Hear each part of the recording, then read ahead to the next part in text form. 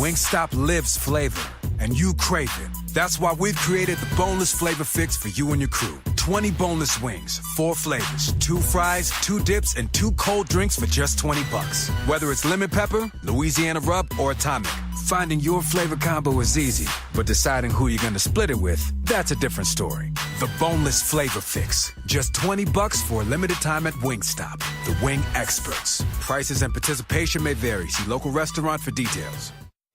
Welcome to Blog Talk Radio in high fidelity.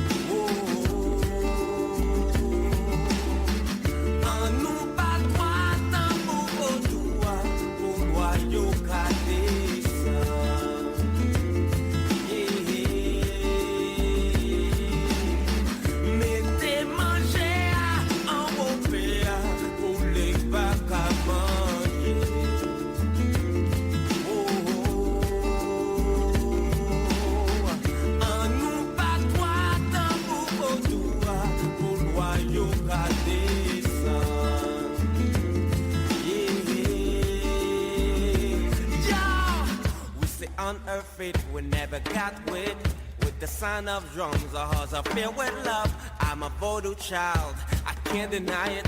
I'm a roots man, now let me clarify it. The spirit came down into her head. She looked me in the eyes and said, you're a mystery, I'm a mystery. God is one universal energy. Mettez manger, un beau pays, pour les bacs à manger.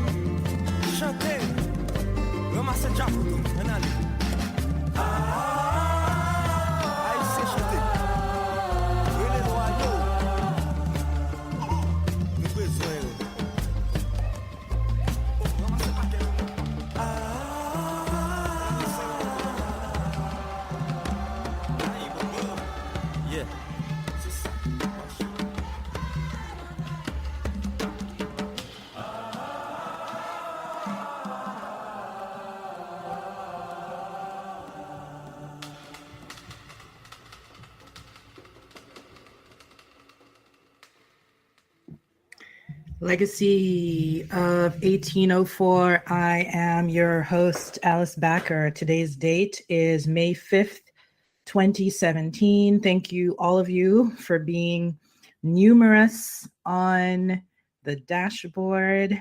Thank you to my guests, many of whom are already, actually, all three of them are on the air. I see all three of you by your name, which means that you're all direct connected. Thank you for that.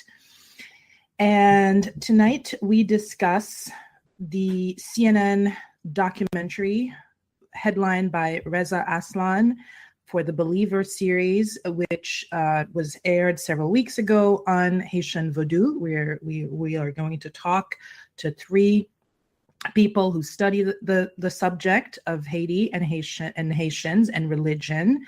We are going to speak to Manbo Fabiola Abellard, who's also the Vodou for the diaspora, and she's going to explain to us what that is. We had a whole show on that. We're going to speak to Dr. Paul Mocombe, who is a philosopher and a teacher of thought and social theory.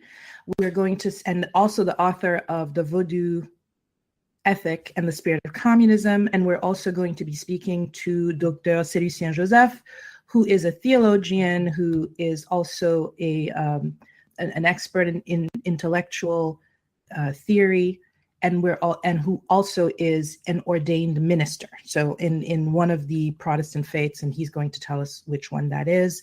So we have a good group here, all of whom are very dedicated, very loyal to the cause of Haiti. Dr. Paul Mocombe has a foundation, the Mocombian Foundation. Celucien Joseph is also very well involved in Haiti, and he's going to tell us how, and he's always advocating for Haitians to be more involved with Haiti. And of course, Gueto de Manbo Fabiola Abellard actually represents KNVA, Confédération Nationale Vaudouisant Haïtien, in the diaspora specifically, and she is the Gueto de for Canada. So this is really a star-studded panel. We just heard, of course, Paul Beaubrun, his song Vodou Ceremony. That is what we just heard. That's what opened the show. He unfortunately was not able to join us tonight. He's going to join us in a few weeks because he actually has a performance tonight. He's probably on stage touring with Lauryn Hill. And he mistakenly thought that the show is at 9 a.m. So he calls at 9 a.m. and says, "Are we on the air?" And I say, "No, it's at 9 p.m." So that's all good because we have the permission to use his beautiful music. We're very happy to have that. How inspiring to be able to open the show with his beautiful song called Vodou Ceremony. And of course, we know that Paul's personal heritage, he is the heir of the Boukman Experience family. He is the son of Lolo and Mademoiselle Beaubrun and the grandson of Théodore Beaubrun, aka Languichat. So we're going to be very excited to have him as he's doing beautiful things, representing Haitian music and representing Vodou globally and all over the United States right now while touring with Lauryn Hill. So just as we open, I like to remind everybody what Legacy of 1804 is. And here at Love 1804, we amplify Haitian voices live on air every Friday night. And that is just the audio version of what we have been doing online at kiskeacity.com since 2005. We are on Pinterest, we're on Tumblr, we're on Instagram, so you can find Kiskeacity there too. Not so much on Pinterest, much more, of course, on Twitter, where there's over 46,000 of you following. If you enjoyed tonight's show and you find it constructive, please share it to your social networks. That's only going to get the message and all of the amazing work that is about to be done here, that is going to get it to more people. You can also embed the player on your site after the show is over tonight to see what Haitian bloggers from all over the world, wherever they are saying. You can go to Twitter to the handle at Haitian Bloggers, and the Facebook page titled Haitian Bloggers. That is where I am aggregating Haitian blogs for you. And so you can see them. You can see posts appear live up to the minute as the bloggers publish them.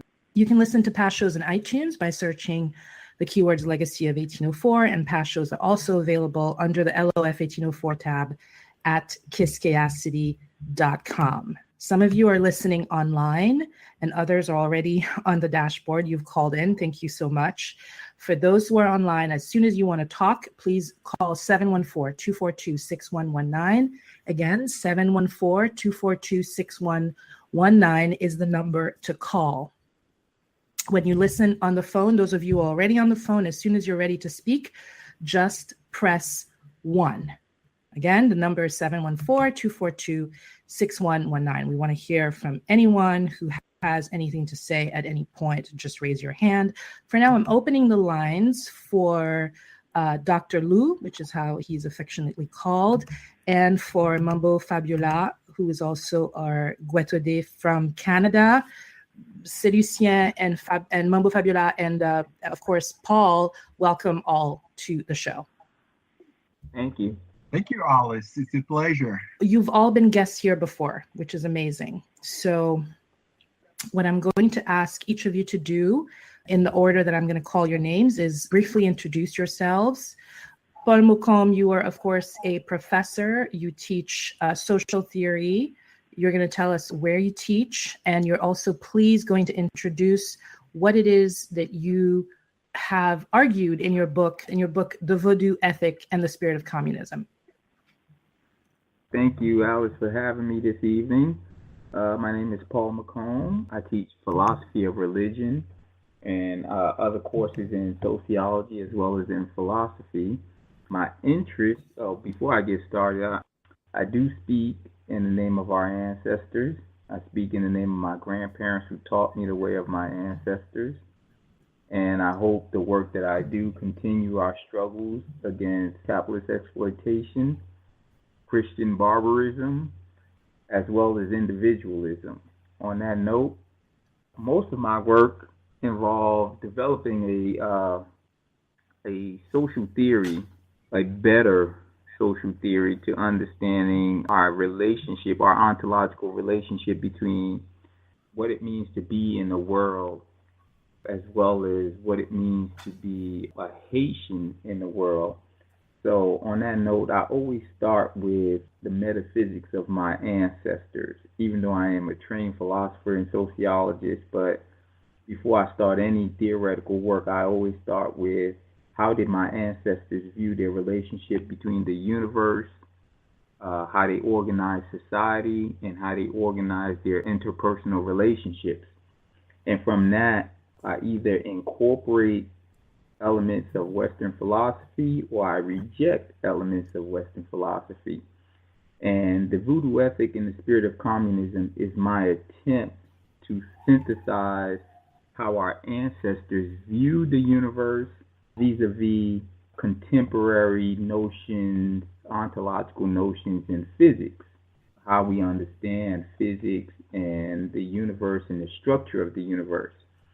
I've introduced the notion of the theoretical school known as phenomenological structuralism, in which I argue that conscious force of nature, on top of the other four forces, there's four forces of the universe. We have electromagnetism, we have gravity, we have the strong and weak nuclear forces, which constitute the two other forces. And I argue that there's a fifth force of nature, which I call consciousness. Consciousness is the fifth force of nature.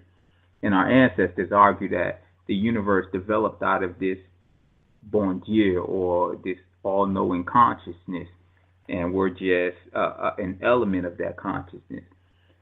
So I'm right now working on trying to develop a theoretical school to quantify this fifth force of nature and my theory of phenomenological structuralism as encapsulated in my book, The Vodou Ethic and the Spirit of Communism. My forthcoming work, which is titled Phenomenological Structuralism, is the attempt to quantify consciousness as that fifth force of nature. So it's on that note that I thank you for having me this evening, and I'm looking forward to having a wonderful discussion with the other guests. All right, wonderful. Thank you for that, Paul Mocombe. Dr. Lou, Dr. Celucien Joseph, can you please tell us, we know that you're a theologian. We know that you specialize as well in intellectual theory and literature. And we know that you're an ordained minister. What more do we need to know about you? We're also going to read your article, Vodou is Not a Country, and Haiti is not a religion. We're going to read that article. That article was a reaction to the CNN piece. But what else do we need to know about you? Thanks, Alice, for this great, dialogue so far.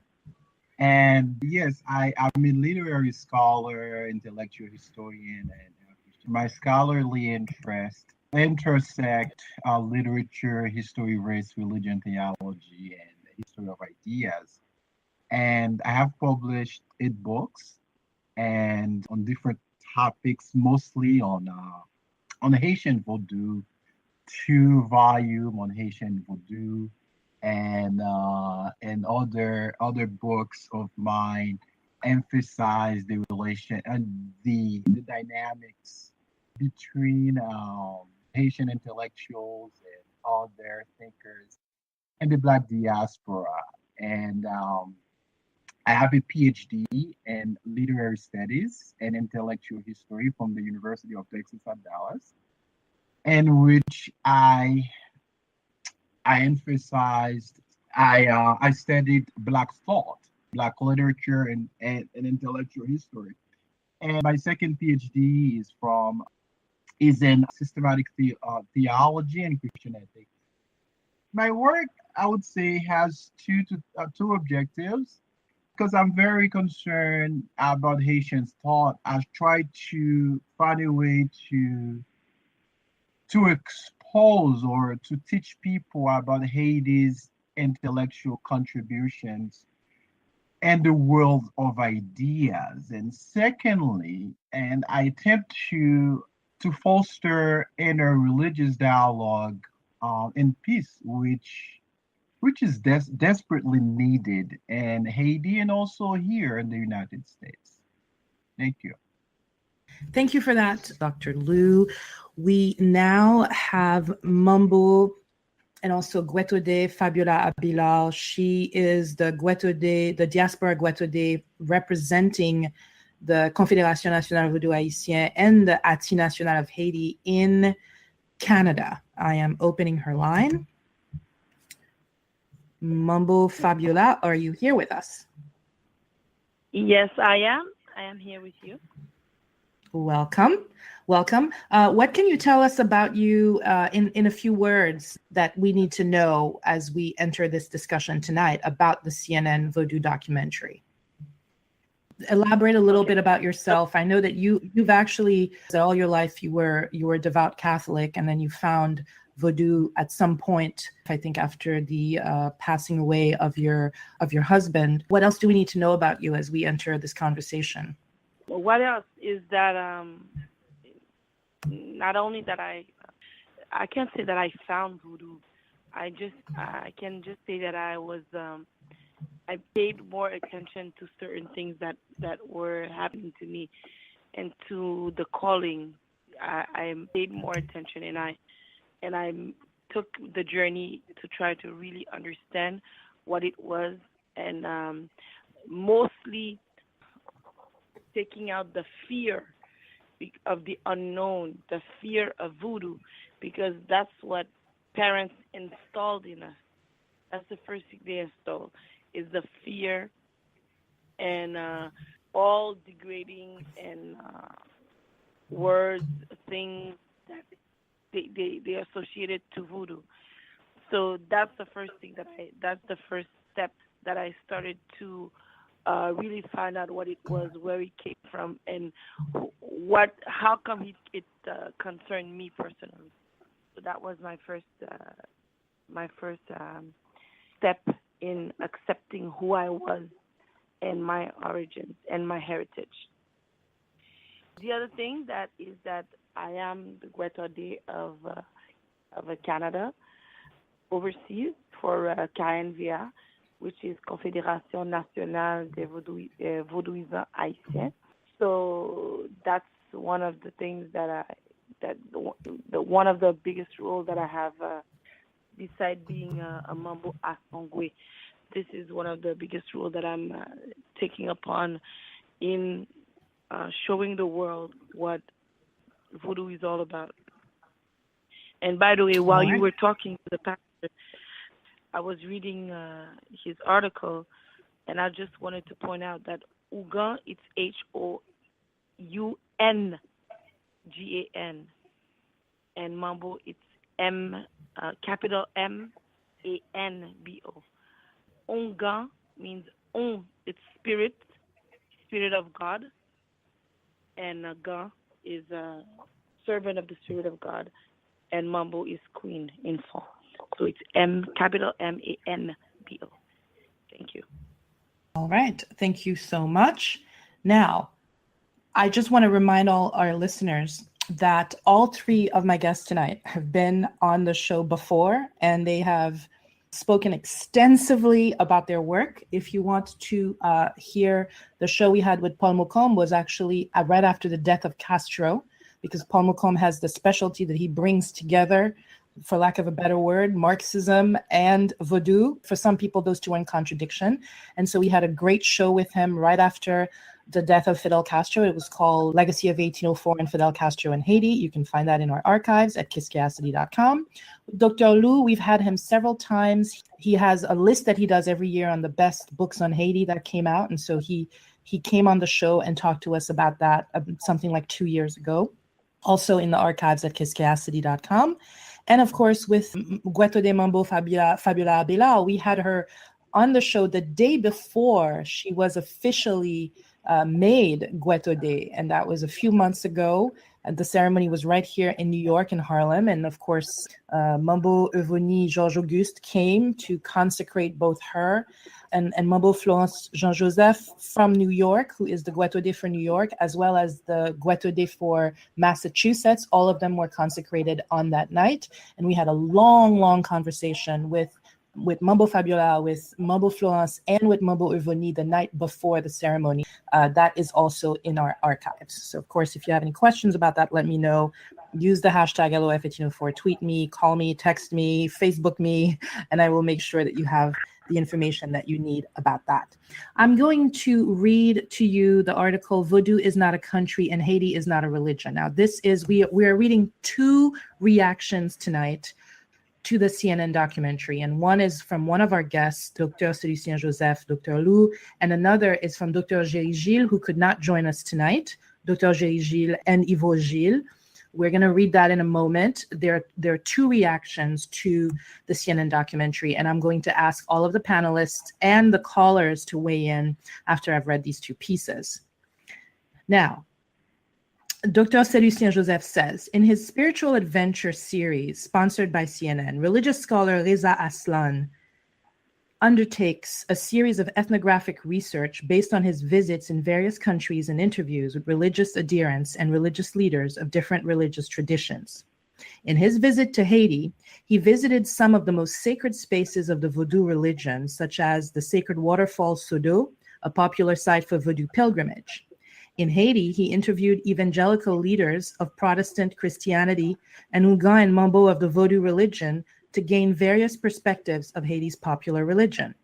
Aslan's underlying objective is to shed better understanding of the Vodou religion that has often been misrepresented as evil, paganism, cannibalism, sorcery, witchcraft, etc., in the writings of American and European missionaries and writers. Aslan is also interested in challenging those distortions of Vodou and resuscitate Vodou in its rightful place as legitimate religion like any other religions of the world. In the conclusion of his documentary on Vodou, Professor Reza Aslan seems to re-articulate a commonly held misconception about Haiti, a nation, and Vodou, a religious system, when he declares Vodou is Haiti, Haiti is Vodou.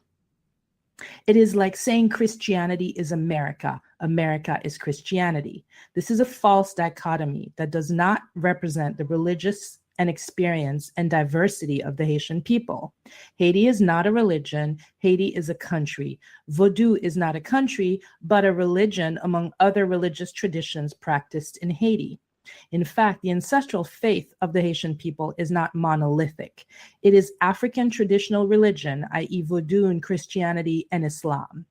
In the remaining part of this short analysis, I would like to communicate a few ideas about three important issues that are intertwined and closely related to each other: religion, religious affiliation, and the construction of self and collective national identity based on certain religious tradition or system.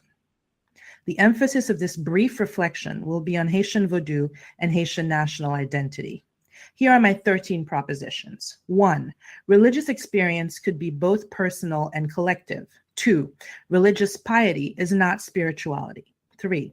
Religious affiliation is a choice, at least in most Western societies and nation states. I understand it may not be a personal choice in certain countries where religious freedom is limited or not prized. It is also observed that some countries in the Middle East, for example, have adopted a state religion such as Islam. 4. While a person may be born into a particular religious tradition or system, such as Haitian Vodou, Christianity, Judaism, Taoism, Hinduism, Buddhism, Islam, etc., genuine religious affiliation, however, should be a personal choice of the individual. As we say in Creole, yo pas acheter loi, one cannot buy a loi or spirit. Nonetheless, I do understand that Vodou is also a family religion, and the religious heritage can be passed on from one generation to the next. However, that in itself does not qualify a family member to automatically become a Vodouisan, a Hougan, or Manbo. Allow me to share a personal example. My grandmother from my mother's side was a Manbo Vodou priestess, and my grandfather from my mother's side served many lois, even married to several of them, spiritual marriage in Vodou. Nonetheless, my mother never practiced Vodou, nor has she inherited the tradition or passed it on to her children. My father's parents, my grandparents, were not Vodou practitioners. From this vantage point, religious affiliation is certainly not an entitlement. 5. To be born into a Haitian family does not automatically make one a Vodouisan or Vodouiste. 6. Haiti is a country. Haiti is a national identity. Vodouisan is a religious affiliation. These three things are not the same and certainly not synonymous or interchangeable. 7. Haitians, both in Haiti and the Haitian diaspora, have embraced various and competing religious affiliations. Haitians are Muslims, Buddhists, Christians, Catholic practitioners, Protestant, agnostics, atheists, secular humanists, Jehovah's Witnesses, Mormons, etc. As a result, Haitians are free to embrace any religious worldview or system. 8. Vodou is one among other religions practiced by Haitians both in Haiti and the diaspora. Our ancestral faith is not monolithic. It is rather pluralistic. In fact, Vodou itself is not a homogeneous religion. Our African ancestors who were brought by force to the island of Saint-Domingue brought with them various traditions, practices, customs, and competing religious practices and worldviews, including Christianity, African traditional religions, Islam, etc. While living on the island, they also adopted the religions of the Native Americans and incorporated them into the religion of Vodou. They have also integrated Christian rituals and theology and Masonic humanist morality and rituals into Vodou. While a large number of the enslaved population practiced what is now labeled as Haitian Vodou, not all of them were Vodou practitioners. 9. To embrace another religion other than Vodou should not be construed as a devalorization of the Haitian culture, since religions and cultures are human inventions and part of the process and theory we call social constructionism. In a true democratic state, the individual is granted the right of religious freedom and preference. The ideology in contemporary Haitian scholarship is that to be Haitian is to be a Vodouisan. Many Haitian scholars have essentialized Vodou as the religion of all Haitians, just like certain individuals have essentialized race and culture. This tendency among scholars, both in the Anglophone and Francophone worlds, does not do justice to the reality and lived experiences of the Haitian people, both in Haiti and the Haitian diaspora. I would suggest that Vodou, Christianity, and Islam had played a pivotal role in the Haitian Revolution, since Vodou itself is a syncretized faith which integrates Christian moral theology and ritual into its own brand of practice. Secondly, François Macandal, Dati Boukman, and other important Maroon leaders and revolutionary leaders embraced Islam. They were all Vodouisans. Thirdly, the founding fathers, Toussaint Louverture and Alexandre Pétion, were devout Roman Catholic by confession. In 1816, President Pétion had invited Protestant Christianity in Haiti, what is now called today evangelical Christianity, only 12 years after the founding of the new nation of Haiti.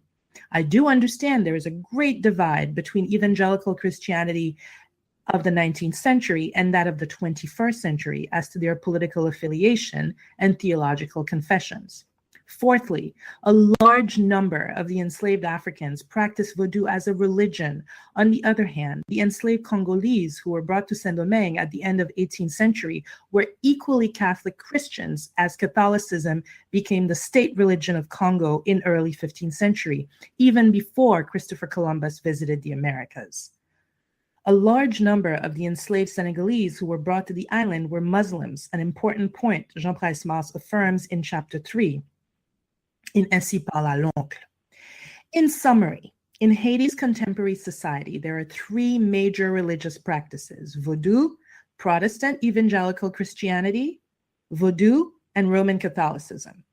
Islam is growing rapidly in Protestant Christianity, is practiced by 45% of the Haitian population. It is probably more in 2016 given the widespread of evangelical Christianity in post-earthquake Haitian society. While Vodou is among the most practiced religions by Haitians in Haiti, Haiti does not have one single religious tradition. Our ancestral faith is Vodou, Christianity, and Islam. 10. To be a Haitian Muslim or Christian does not make one an inferior Haitian patriot. 11. In the same line of thought, the Vodouisant is not a superior Haitian than the Haitian atheist or agnostic. 12. Freedom of religion means the opportunity one has to choose or reject a certain faith among others. Religious freedom means a person who is affiliated with a certain religious tradition is free to share his or her faith with another individual of a different religious persuasion or to someone who has no religious affiliation. 13, since religion, like culture, is a social construction or human invention, no religion or culture has the monopoly. In closing, says Dr. Celucien Joseph, Vodou is not a country and Haiti is not a religion. The idea to link Haiti to Vodou is part of the Haitian exceptionalism narrative, which American and Western scholars, missionaries, and thinkers have constructed. The relationship between Haiti, a country, and Vodou, a religion, was never intended to showcase Haiti or the Vodou religion in a positive light. Like any other religious traditions, Vodou is not an exceptional religion. So thank you for that, Dr. Lou. Any reactions to this article from my other guests, Paul Mocombe and Manbo Fabiola? I'll let Manbo Fabiola go first, and then I'll follow her. Okay. Okay, follow me. I saw the video on YouTube of Aslan, the little documentary that he made. I had several concerns about it, but I had a lot of deceptions also. But to go back to the article, the thing that I want to point out, let me go back to it. The author goes on and to say that you cannot portray Haiti as being all Haitian being Vodouisant or Vodouist, etc. But somewhere he says that he was talking about Macandal, etc. And he says that okay, as of Macandal and etc. He practiced Islam, but he was a Vodouisant. So it's like the article is there's a lot of contradiction in it, because yes, Vodou, first of all, Vodou is not only a religion. It is a way of life. It is a way of being. It's not it cannot be closed down to a religion, because it is more than that. And he probably said it. I don't think he should have taken it from the word to word, what he said when he says voodoo is Haiti and Haiti is voodoo. It means that everywhere you go, the pulse of Haiti will have a link to voodoo.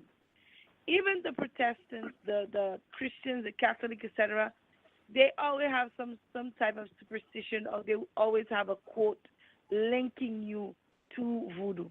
Okay, willingly or unwillingly, whether you like it or not, you always link yourself to a certain way of life, or a certain type of thinking that leads you directly to voodoo. For instance, let's say with the Christians, the Protestants, like they say, they base their all their fortune, they base all their ministry on making sure that they get rid of the devil that lives in us, the persecution that the devil, etc., etc.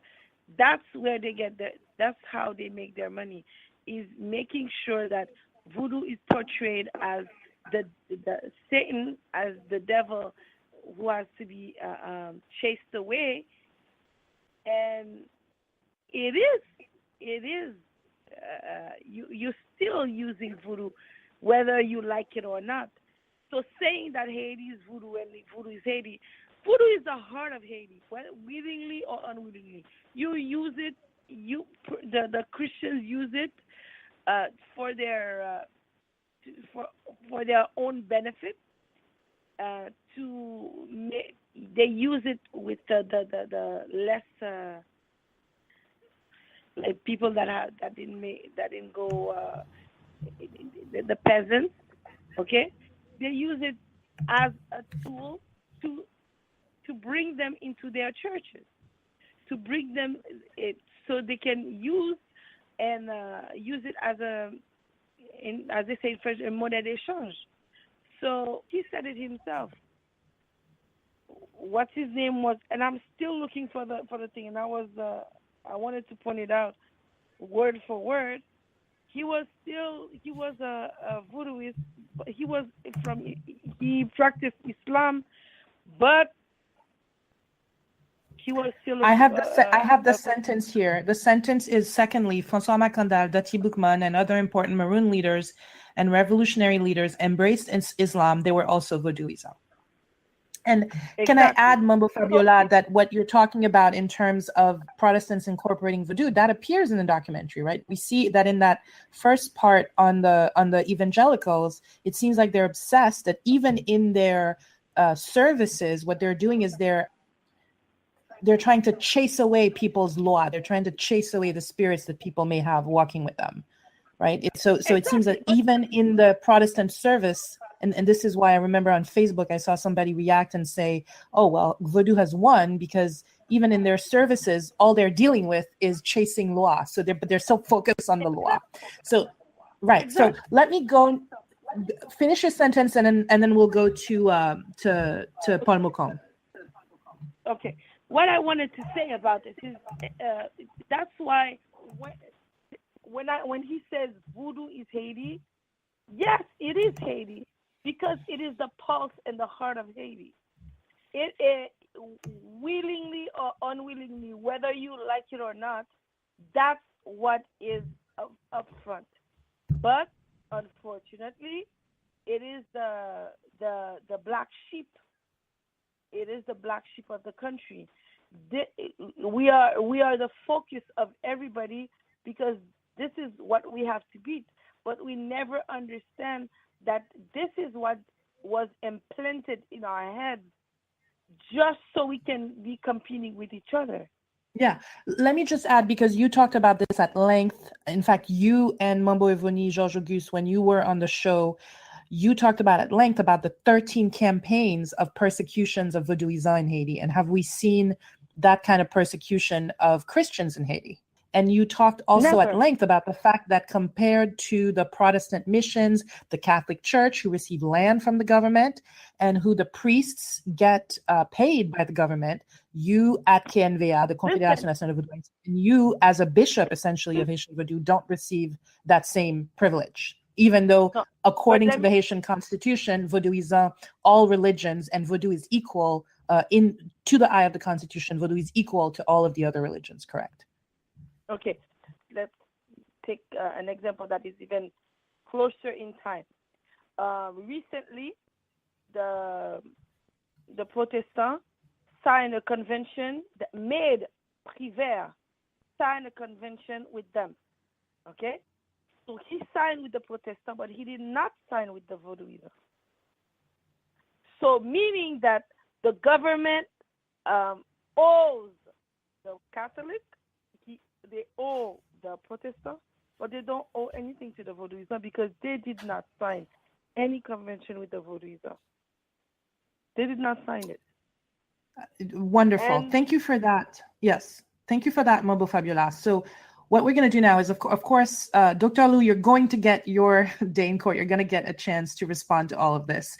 Let's go to Paul Mocombe and have Dr. Paul Mocombe introduce for us, because we want to understand, why is Vodou so persecuted when it is, although we take point well taken from Dr. Lou that obviously Haitians practice many more religions than Vodou only. But why? Let's introduce the concept of white supremacy, Dr. Mocombe, if you will, and of course let's get your reaction to your colleague Dr. Lou's article. You guys work together a lot, but let's introduce the concept of white supremacy, or whatever other concept you think is important to explaining the persecution in a country peopled by people of African descent, of their religion, of certainly one of their truest ancestral religions, which is Vodou. But Dr. Mocombe, let's hear you. All right. Thank you for having me again. To begin, for me, Christianity is tantamount to Nazism. I view it in the same breath as Nazism. It is a degenerative and pathological faith. I don't care too much for it. That being said, we have to make sure we contextualize not only Dr. Lou's response, but also Reza's documentary. To begin, Haiti, Vodou in Haiti has always been persecuted. The elite, whether it's the 19th century, even Jean-Price Moss had negative views of Haiti when he initially started writing. Vodou has always been looked down upon, as well as Africa in general, among the elites of Haiti, has been looked down upon as a degenerative form of spirituality, etc. Now, what we have to remember is that with the rise of specialization as well as Protestantism in Europe in the 16th century, we have a rise of specialization and compartmentalization of ideas. So therefore, religion became its own specialty, science became its own stratified specialty, etc. So therefore, we view religion, science, the political system, the social system as being different spheres of influences, whereas that was not the case. That is a result of what Max Weber calls the disenchantment of the world. That being said, so if you look at Western society, American society, and European society is a Christian society. When Trump and all of these other racist, white supremacists talk about making America great again, they're talking, but they have an evangelical conception of Christianity. America is a Christian nation. Remember, JFK was the first Catholic elected president in this country. Prior to that, every president had been a Protestant president. So yes, when we speak about America, we speak about America as a Protestant Christian nation. And when we speak about Haiti, remember, 67% of the population when the Haitian Revolution began It's directly from Africa. And Dr. Liu draws the notion that the Congo was already familiar with Christianity when by the time Columbus arrived in the Americas. That may be the case, but that does not pertain to the majority of the population. That was only simply the kingdoms and the elites of the Congo of that time. The majority of the population of the Congo is just like contemporarily.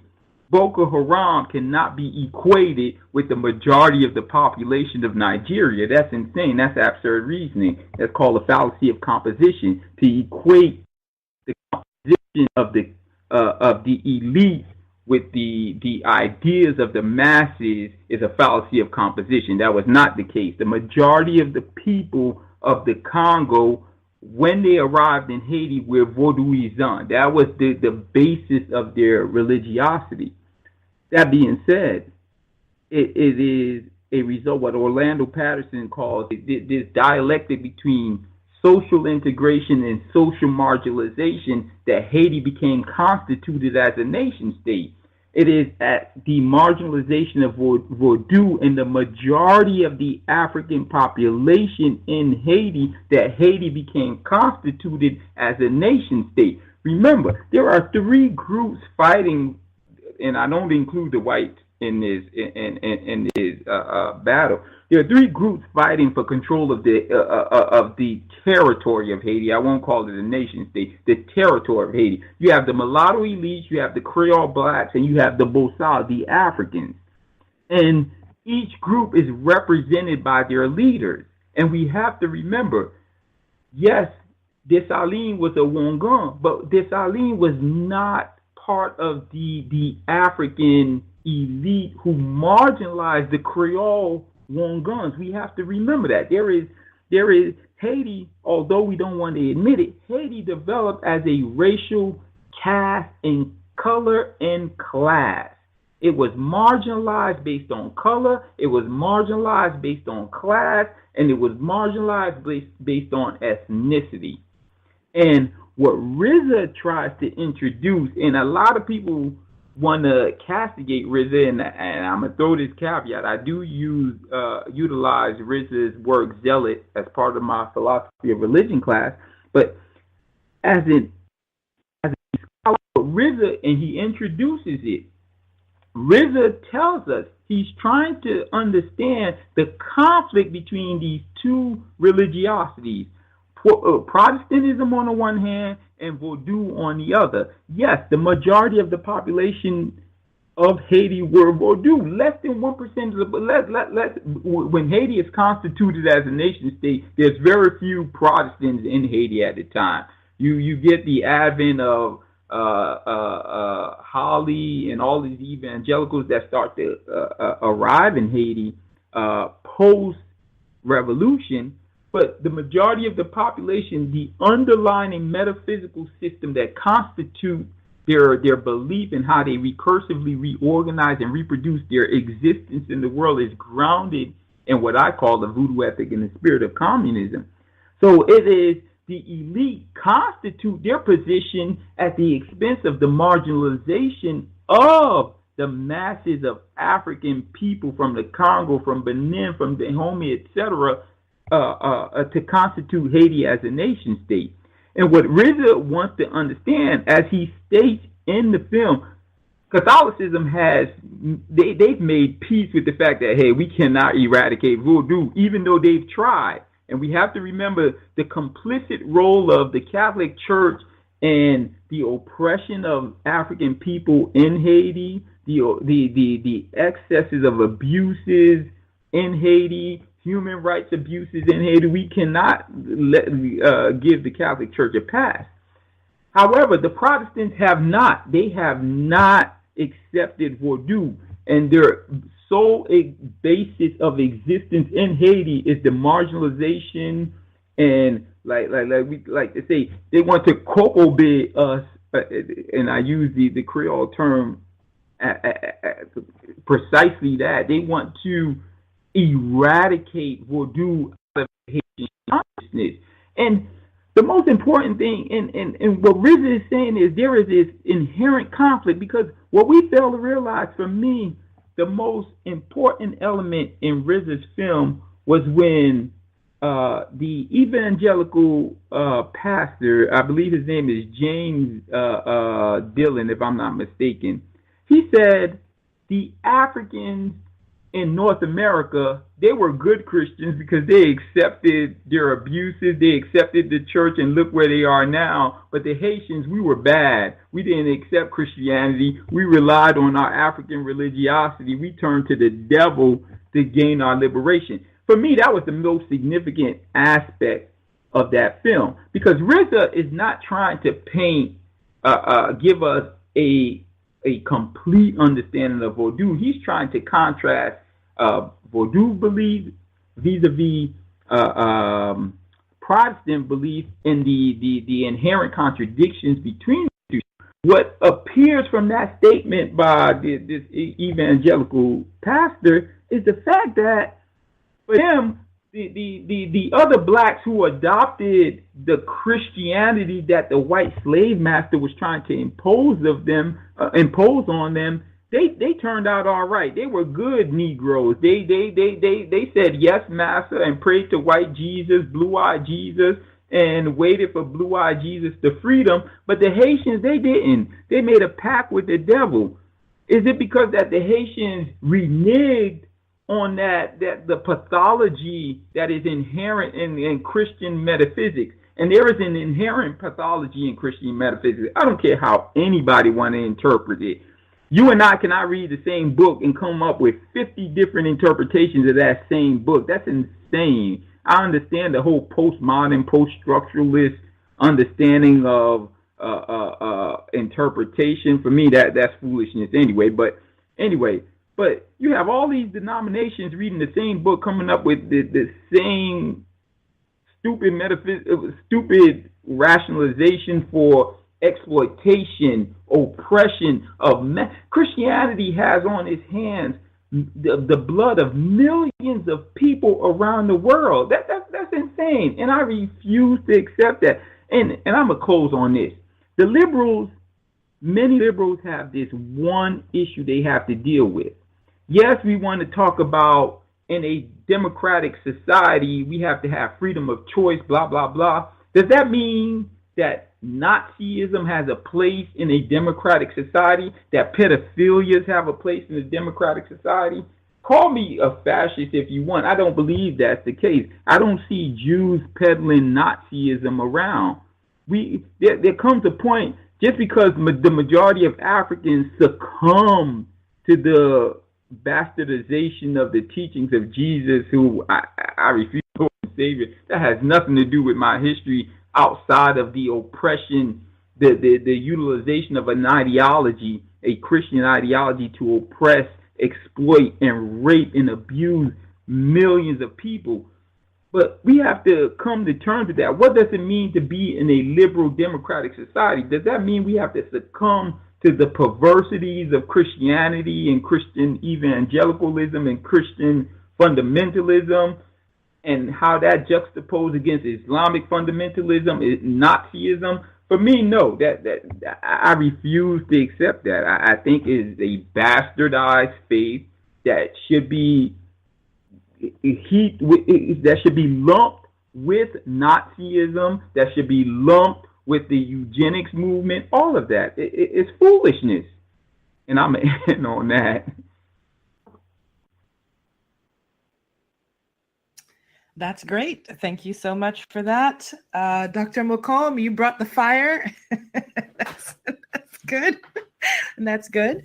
All right. So, Dr. Liu, I am going to let you respond. I'm reopening your line. Dr. Celucien Joseph, let us know your opinion of reactions you've heard so far to your article. Mes amis parlent toujours avec exagérer bagay. Yes, and I want to let everybody know Paul and Celucien are very good friends. Paul, and of you course, just we're did Haitian, not so if we need to speak our native language, if that's where we need to take it, we should take it there. So, Wabdi Monsieur Exagéré, let us know why. Yeah, first Paul, you cannot equate Christianity avec Nazism man, or Hitlerism. You're pas même Jean, mon cher, you know that. You're a philosopher. You're one of the most brilliant minds Haiti has ever produced. So we're talking, Paul. We need to establish categories of difference. This is very important. And okay, now let me respond first to Manbo Fabiola. Thank you so much for your gracious interaction with my article.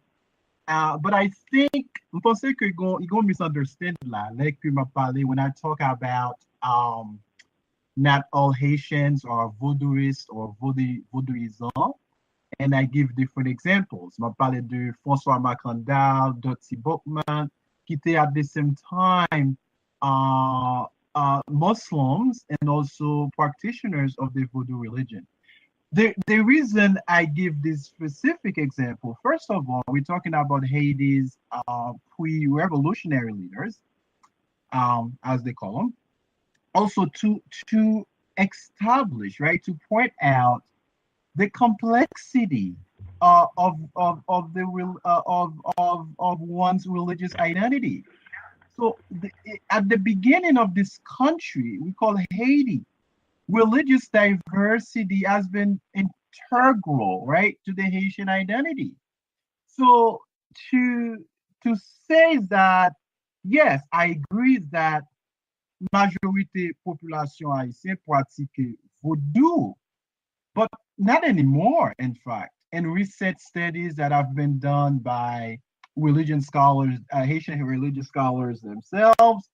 For example, my friend Luis, he teaches at UH, they found out Haiti, in fact, I'm talking about Haiti now, is very close to 40 to 45% population haïtienne a embrassé vaudouisme. So, secondly, when we talk, I think I wanted to emphasize the difference between nationality, religion, culture, identity, and race. Now, I understand religion pervades different spheres of the human existence, these different aspects of the human condition.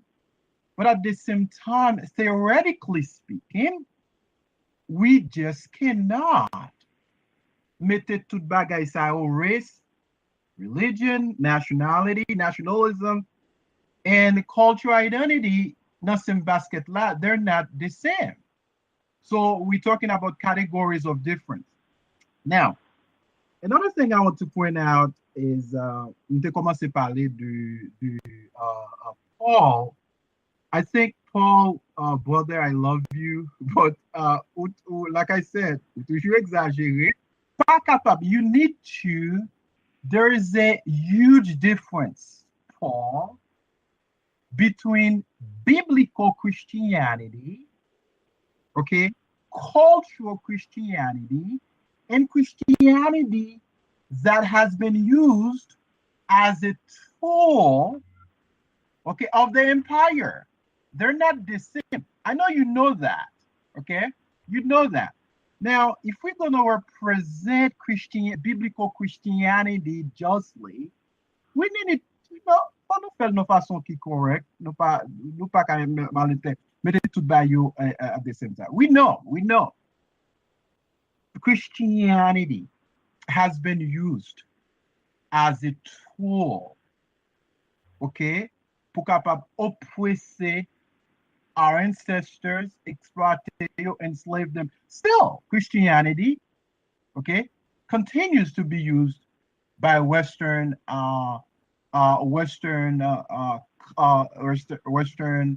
imperialists, whatever, neo-colonialists, to express people. But this is not biblical Christianity.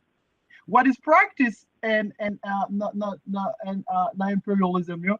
Now it's called cultural Christianity. Now I do understand. Okay, and I'm not blind to this. Okay, that really missionaries, Christian missionaries, have been instrumental, not cause tremendous human suffering. Okay, I acknowledge that, but to equate cultural Christianity or Christianity as a tool of the empire, okay, or Christianity as a tool of the colonial order with biblical Christianity is not justice. Now, finally, let me make another important point. Then, stop. Yes, I think we need to go back to African history. A lot of Haitian scholars ignore African history. They have parlé de Vodou. They undermine the contributions of the African people to the birth, the very emergence of Christianity, okay, in the world. First of all, Christianity as a religion, as we know, commenced in the Roman Empire. Now, the second place, Christianity was not Western Europe. Was not.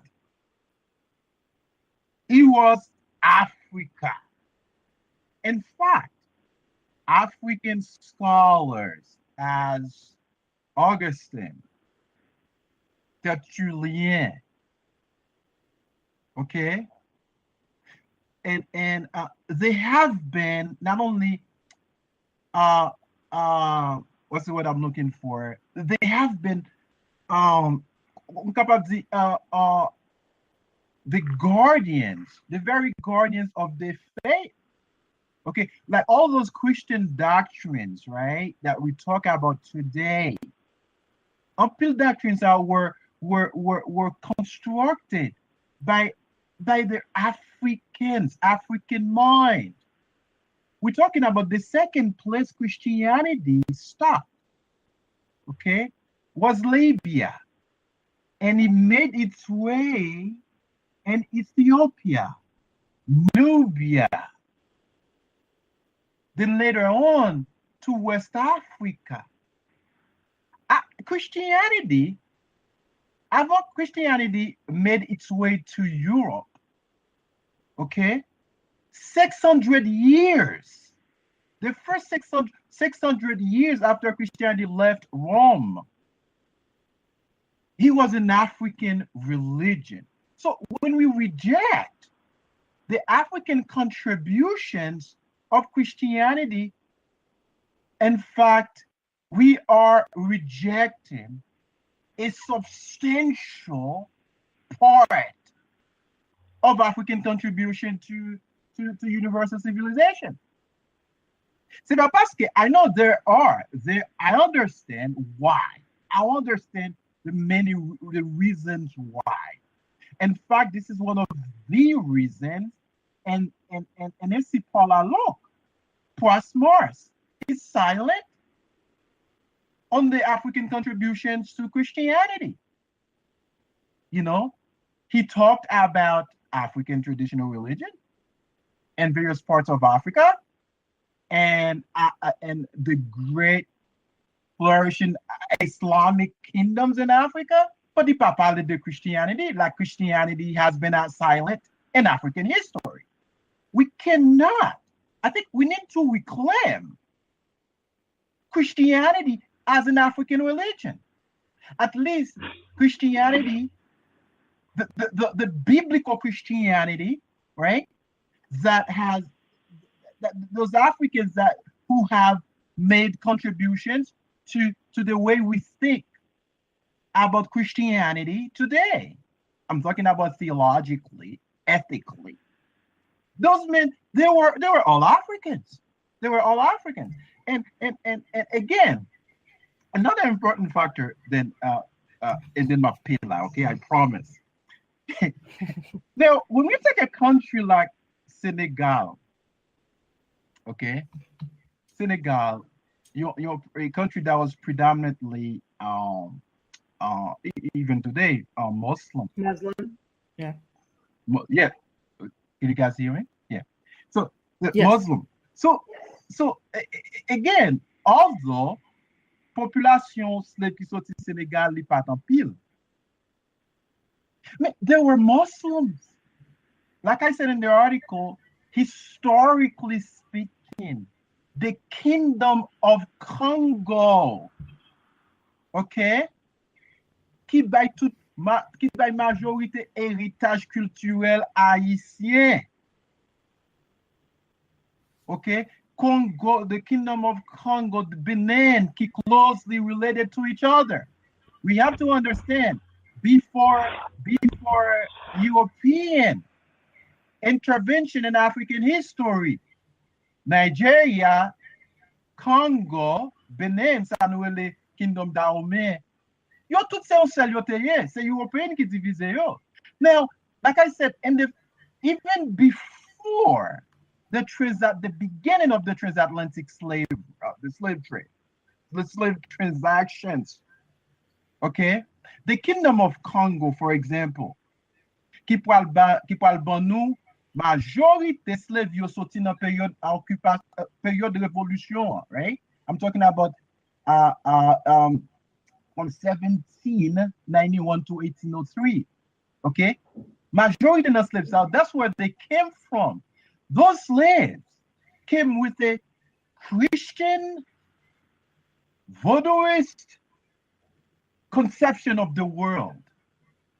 Parce que, Jacques me dit, the early 15th century, the entire Kingdom of Congo, okay, the entire population, of course, converted to Christianity. Now, we understand the King of Congo may have used Christianity as a political tool. We understand that because it happens all the time. But those slaves, or those enslaved Africans, I should have said, they had some knowledge of Christianity. They were Christians. You're probably in the New World, what they call New World, or Saint-Domingue, like they had no knowledge of Christianity. Or we said, and many scholars have said that Christianity is a forced religion upon this state. That is not true. That is not true. We need to revisit African history, even before we can have an important conversation on Vodou. Without African history, a greater perspective on African history. Nous pas qu'à connaître qui est-ce que nous y est. Okay, I'm gonna stop for now. Okay. I'm passing parler trop. No, thank you very much, Dr. Liu. And I just want to make sure, because I'm tweeting, you did say that the Kingdom of the Congo, who gave Haiti the majority of its enslaved population, had a Christian Vodouist worldview. Did you say Christian Vodouist worldview? I did. Yes. Okay, great. Okay, good. I just want to make sure I'm quoting you accurately. Okay, so this is great. We're going to take a break. As you know, Paul Beaubourn was not able to be here with us in person tonight. We cannot hear his words, but as a break, as we gather our thoughts to come back and discuss Dr. J. Gilles and Ivo Gilles' article from Bookmandit, to take calls. We already have callers in queue, and to continue to talk about this concept of what you call the Christian Vodouist worldview. We are now going to hear the music of Paul Beaubourn, his song Legba Blues from his album Vulnérable.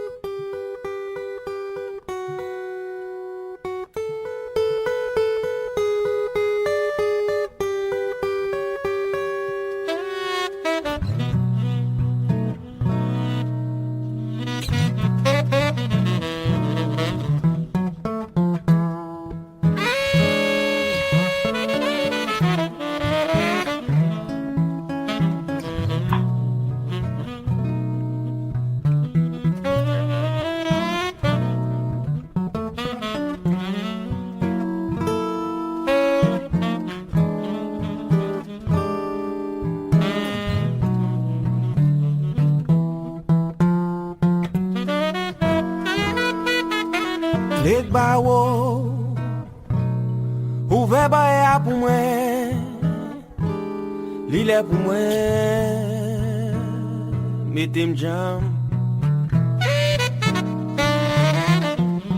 Lek ba wo, ouve ba ya pou mwen,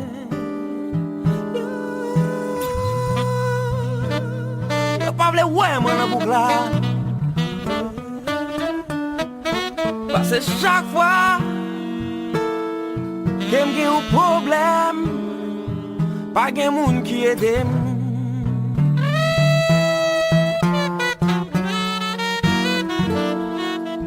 Papa loco,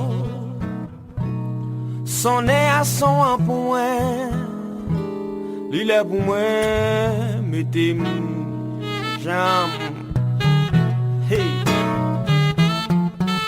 Papa loco, son nez à son ça pour moi.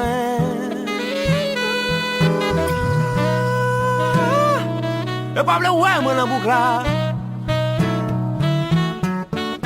Parce que chaque fois qu'il y a un problème, pas de monde qui aide.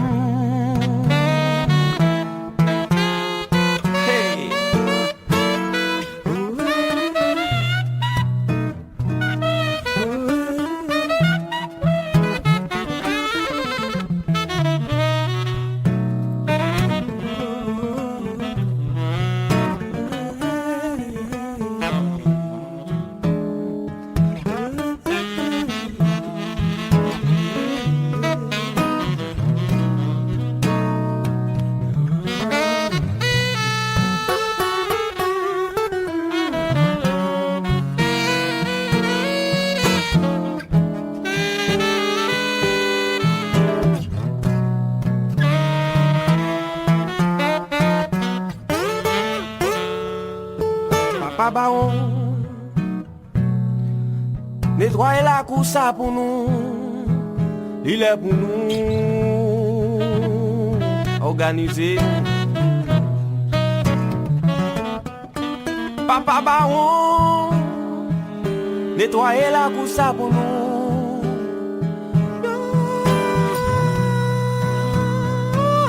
Yo pas vle ouais mon boucle. Parce que chaque fois qu'il y a un problème, pas de monde qui aide.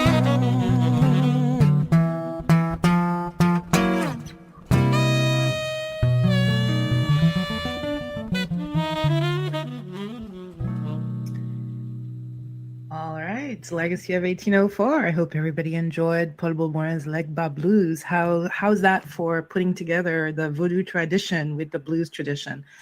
And that's probably why he's touring with Lauryn Hill in the south of the United States right now. I hope my guests are still with me. Please show sign of life. Dr. Paul Mocombe, Dr. Celucien Joseph, and Gueto de Manbo, Fabiola, Abellard. All right. This is great. So we're going to take our caller in 813 who's been waiting patiently for a good 30 minutes.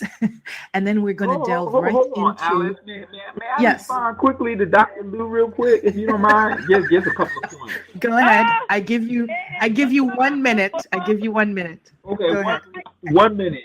Number one, and Fabiola, I disagree and Manbo Fabiola, obviously you're going to have your turn too. And I apologize. I keep calling her Fabiola because, believe it or not, folks, she was my classmate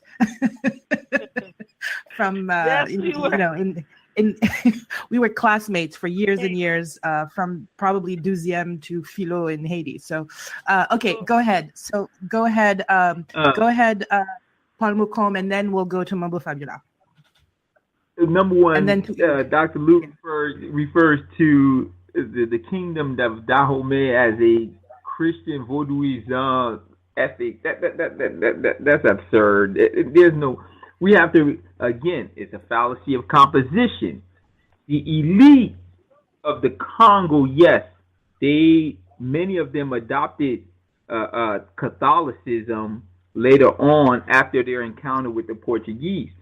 But, however, that does not apply to the majority. That's what's called a fallacy of composition. You cannot extrapolate because one person did it to the group. Just like because St. Augustine was an African, does not mean all Africans were Catholics? That's insane. That's absurd to even make that claim.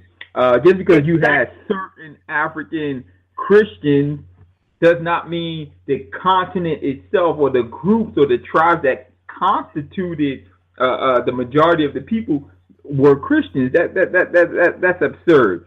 Number two, I don't care how you want to view Christianity in terms of its cultural components, its spiritual component. It does not negate the fact that its tenets, its books, its teachings were utilized to oppress, exploit, and subjugate people of African descent. I don't care how you want to rationalize it. That's like utilizing to oppress us and then say, well, Dr. Seuss is a good man. I don't care. That's absurd. I don't see Jews peddling Nazism and try to clean it up and say, well, Hitler was a bad guy, but there's some elements of Nazism that's good. That's absurd. Yes, it is. Christianity has been used just like the good evangelical pastor said in Reza's documentary. The good Negroes got it. They adopted the teachings of what their slave masters were teaching, and they got it. But we Haitians, we didn't, because majority of us rejected it. Just like Bookman told us, hey, the gods of the white tells us, hey, look what he's doing. He's oppressing us. He's exploiting us. That's insane. We cannot do that. We have to develop. It's like saying, the logic is like saying that the majority of the Christians today adopt a scientized view of the world. That's insane. Bishop Eddie Long is not a scientist. T.D. Jakes is not a scientist. So to argue that just because within the milieu of majority of the Africans on the continent, Vodou was practiced, within that milieu you had Christian beliefs, somehow developed a Christian Vaudouism belief system. That's like saying the majority of black Christians today in the milieu of science and science progress, they've adopted a scientific Christian dogma. That's absurd. I've been to Christian churches. They still believe in a heaven and hell. Really? In the midst of scientific evidence that says no such thing exists. That's absurd. I'm gonna end it on that and let Manbo. Okay. Manbo, Fabiola, you seem to want to say something. Go ahead, and then we are going to go next to Ugia, who's been waiting for over 30 minutes. So go ahead, Manbo, Fabiola. Okay, I'm so sorry. I think I'm not gonna. We're being vulnerable about all of this because first and foremost, I want to say to Dr. Mocombe, yes, you are so right that capitalism is like the Nazis, except that them, they give it to you, they kill you by drop by drop, okay? Whereas the Nazis just kill them all in one shot, but the Catholic, they will just kill you drop by drop. And they install hate and fear inside your heart, inside your soul, to make you afraid of any other religion that is not Protestant or Catholic or Adventist, premier jour, 50e jour, 20e jour, I don't know which jour they take. Okay? This is not what Vodou is all about. This is not what we are supposed to be either. We used Vodou before, like in the beginning, to protect ourselves, protect our own, and to get rid of the oppressors. Okay? That's what we used it for in the beginning. But it is used to heal, to help, to guide, to comfort. This is what it is all about. Okay? Now, this thing about the Congolese being a Catholic, the whatever century, okay, this is bullcrap. Okay, this. Okay, please. I don't want to be insane tonight. I want to keep my sanity. Please, there is no such thing. We all know that they came from Islam. And il y avait 11 royaumes. Les Blancs n'ont rien divisé en Afrique. Il y avait 11 royaumes. Allez chercher, faites vos recherches bien, hein, monsieur le pasteur. Il y avait 11 royaumes qui étaient séparés par le Nil. C'est pour ça qu'il y a les lois blancs et qu'il y a on parle de lois blancs. C'est pour ça qu'on parle. Parce que, en tout cas, au-dessus du Nil, n'oubliez pas que l'Afrique, c'est le berceau de la civilisation, le berceau de l'humanité. C'est l'Afrique. Ça a été prouvé, on ne va pas retourner là-dessus. Ça veut dire que deux côtés de l'île, deux côtés du Nil, excusez-moi, il y a du Nil, de la rivière Niger, il y avait ceux qui étaient plus clairs de peau, et de l'autre côté, au plus bas, il y avait ceux qui étaient plus foncés. C'est pour ça qu'on parle de loi blanc et de etc. C'est pas parce que c'était des lois blancs là, c'est pas parce que c'était des Américains ou bien des catholiques, mais ça fait partie de ça aussi. Il faut arrêter. Excusez-moi, I just switched into French because I am really appalled about all of this because I cannot believe that we're still trying to rationalize whatever the oppressors did to us. We are Vodouists, we are Vodouisans, and that's it. We may not practice it, we may not embrace it, we may not believe in it, but that's what we are.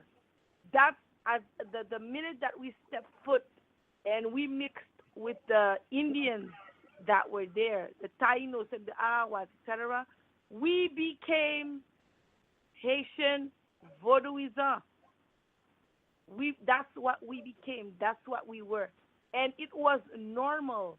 It was a way of life, and that's how it was supposed to be. Dessalines was a Vodouisan. What's his name? They were all Vodouisans. Alexinov, etc. Who do you think made Dessalines and Pétion become partners, friends? Well, reunite in order to kick the French. It was a Manbo, and it was a spirit, Mocombe, that kicked, that made them get together. Grand Guiton, who was Dessalines' mistress, that made them come together and talk about it and make peace with each other. Okay, so where was the Blanc, the Catholicism, and the Congolese, and the whatever you're saying, Mr. Pastor? Because I don't know where you're that. Please, do not. Okay, let me do a little correction because I am the reason there's a misconception out there that Dr. Lou is a pastor. I apologize. Dr. Lou did correct me. It did go in some of the materials that came out. Dr. Lou is an ordained minister. And Dr. Lou, can you tell us of which faith, please? Well, I'm a Baptist. Okay, so Dr. Lou is an ordained minister of the Baptist faith, but he is not a pastor. Okay, I just want to, yes, 1 second. Would you? I'm just correcting that you are not a pastor. Okay, so Dr. Lou, just so everybody knows, is not a pastor of a church. He is an ordained minister. He does not have a flock. Okay, I just want to. Okay. Thank you very much. I want Dr. Lou to speak next, and I want to let you finish, Fabiola. I do want to bring on Hugues Girard. Please let me do that. And maybe that will, okay. Did you have one last sentence you wanted to say, Manbo Fabiola? Yes, I wanted to have one last sentence. Did you ever see any Manbo or Hugan do any type of solicitation, any type of door-to-door saying, come to my church or come to my peristyle, come to my umfo because we are the best? Did you ever in your life see that? You will never see it either, because we do not believe in being the best or the mostest or the fabulousest. We believe that everybody has their own way, their own path, and we believe that the Spirit directs each and every one of us in a certain path to do certain things, even into becoming a priest or an ordained minister. It is the path that you had to take. It is the path that the Spirit led you to take. So you will never find a Manbo or a Uga running after people and telling them, we have the best religion in the world. The others, this is the only way you're going to find heaven. Da, da, da. You will never find that.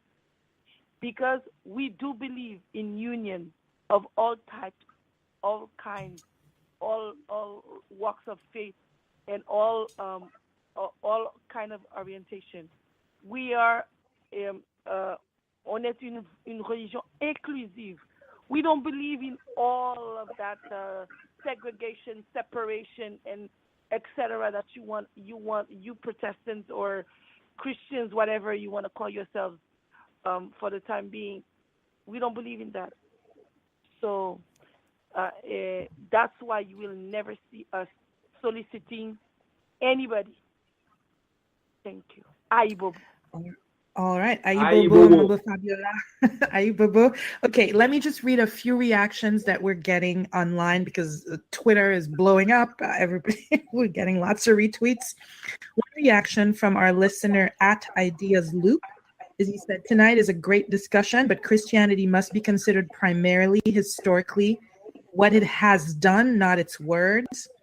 And then he also said, Martin Luther King made a distinction that Dr. Lou is making, embracing Christianity as a constructive force, but argues against them. Okay. Embracing Christianity as a constructive force, but history argues against them. All right. Somebody's generating background noise. I'm opening Hugues Girard's line. I'm going to close all my other guests' lines until whichever one is generating the background noise figures it out. So Hugues Girard, you are finally on air. Welcome. Thank you for your patience. Évangéliser les Noirs jusqu'à la moelle des os, afin qu'ils ne se révoltent jamais contre les injustices que vous leur ferez subir. Leopold II from Belgium. Evangelize the blacks. Oh my God. Evangelize the blacks to the marrow of the bones, so they never revolt against the injustices that you will make them suffer. By then, Christianity, the religion, the practitioners, the priests, mostly Catholic priests, were fully being used for, this had been going on for almost 400 years by the time Leopold spoke this way, basically reminding us that Christians were in the service of empire. If there were Muslims in Haiti, we know that because we find their icons on tombstones. We know they were there. Were there Congolese Christians? No studies have pointed their presence out in Haiti. And the Code Noir made it very clear that what was being inculcated on the slaves in Haiti was white Christianity, and the Code Noir make it clear that the priests were to do that job. But more to the point, Vodou is not a religion. It is not a set of ritual practices that seek to put the divine in the daily human experience. That's not what Vodou is. Vodou is a Weltanschauung, a global vision. Everything, it's a civilization, everything you do is Vodou if you are from that part of the world. Now, Voodoo is, yes, indeed central to Haitian society, to Haitian identity. Every country has a mythe fondateur, a foundational myth. Jeanne d'Arc for France, Paul Revere's Midnight Ride for the United States, Moses on Mount Sinai for the Jews and Israel, Bois Caïma for the Haitians. There weren't Protestants there. They didn't come as Muslims. They came as voodoo visionaries. It's important to remember that. So today Haitians may be stepping away from voodoo, or they're being pushed away from it. Indeed, there are now 45% of Haitians who identify as Christians. It's not a surprise. This could also explain why the country is bubbling and basically free falling the way it has been, because clearly these people have been moving away from their foundation as a nation. If you move away from your foundational myths, you will disappear. And that number, the 45% Haitians identifying as Christians, strangely coincides with the land of Haiti now being in the hand of foreigners. Up to 30% of the land now belongs to foreigners. Coincidentally, most of them happen to be Christians, churches mostly. They closed the peristyle, the voodoo temples, they built churches. This is classic colonial land grabbing. That's what this is. It's not doing Haitians any good to move away from their ancestors and embrace white Christianity. I also would like to object to Dr. Lou's point that an evangelical Christian is no less patriotic than a voodoo visionary. That is wrong. Yes. First of all, let me remind you how foreign Protestantism, specifically evangelicalism, how foreign it is to Haitian identity. Let me remind you that Protestantism was forbidden on the island, on the French part in Saint-Domingue. It was forbidden. The Protestants were shipped out. They were removed from the island, and those the white French Protestants I'm talking about, and the Swiss, they were not allowed to settle on the island. So they were not present in the struggle. They were not present at Wakaima. They did not take part in the 12-year war for independence, where half of the population died. Christophe afterwards invited a few, Pétion invited a few Christians afterwards to form the elite. Again, exactly what happened with the Africans in Africa, in the Congolese. A few kings, as Dr. Mocombe points out, a few kings accepted Christianity to the demise of the rest of the population. I'll stop for now. Thank you. All right. Thank you so much for that. Girard, a frequent co-host here on Legacy of 1804 Haiti News and Blog Review. Thank you for that. Another reaction we got from our listener, JCT. She said, Manbo Fabiola just gave me the best definition of voodoo.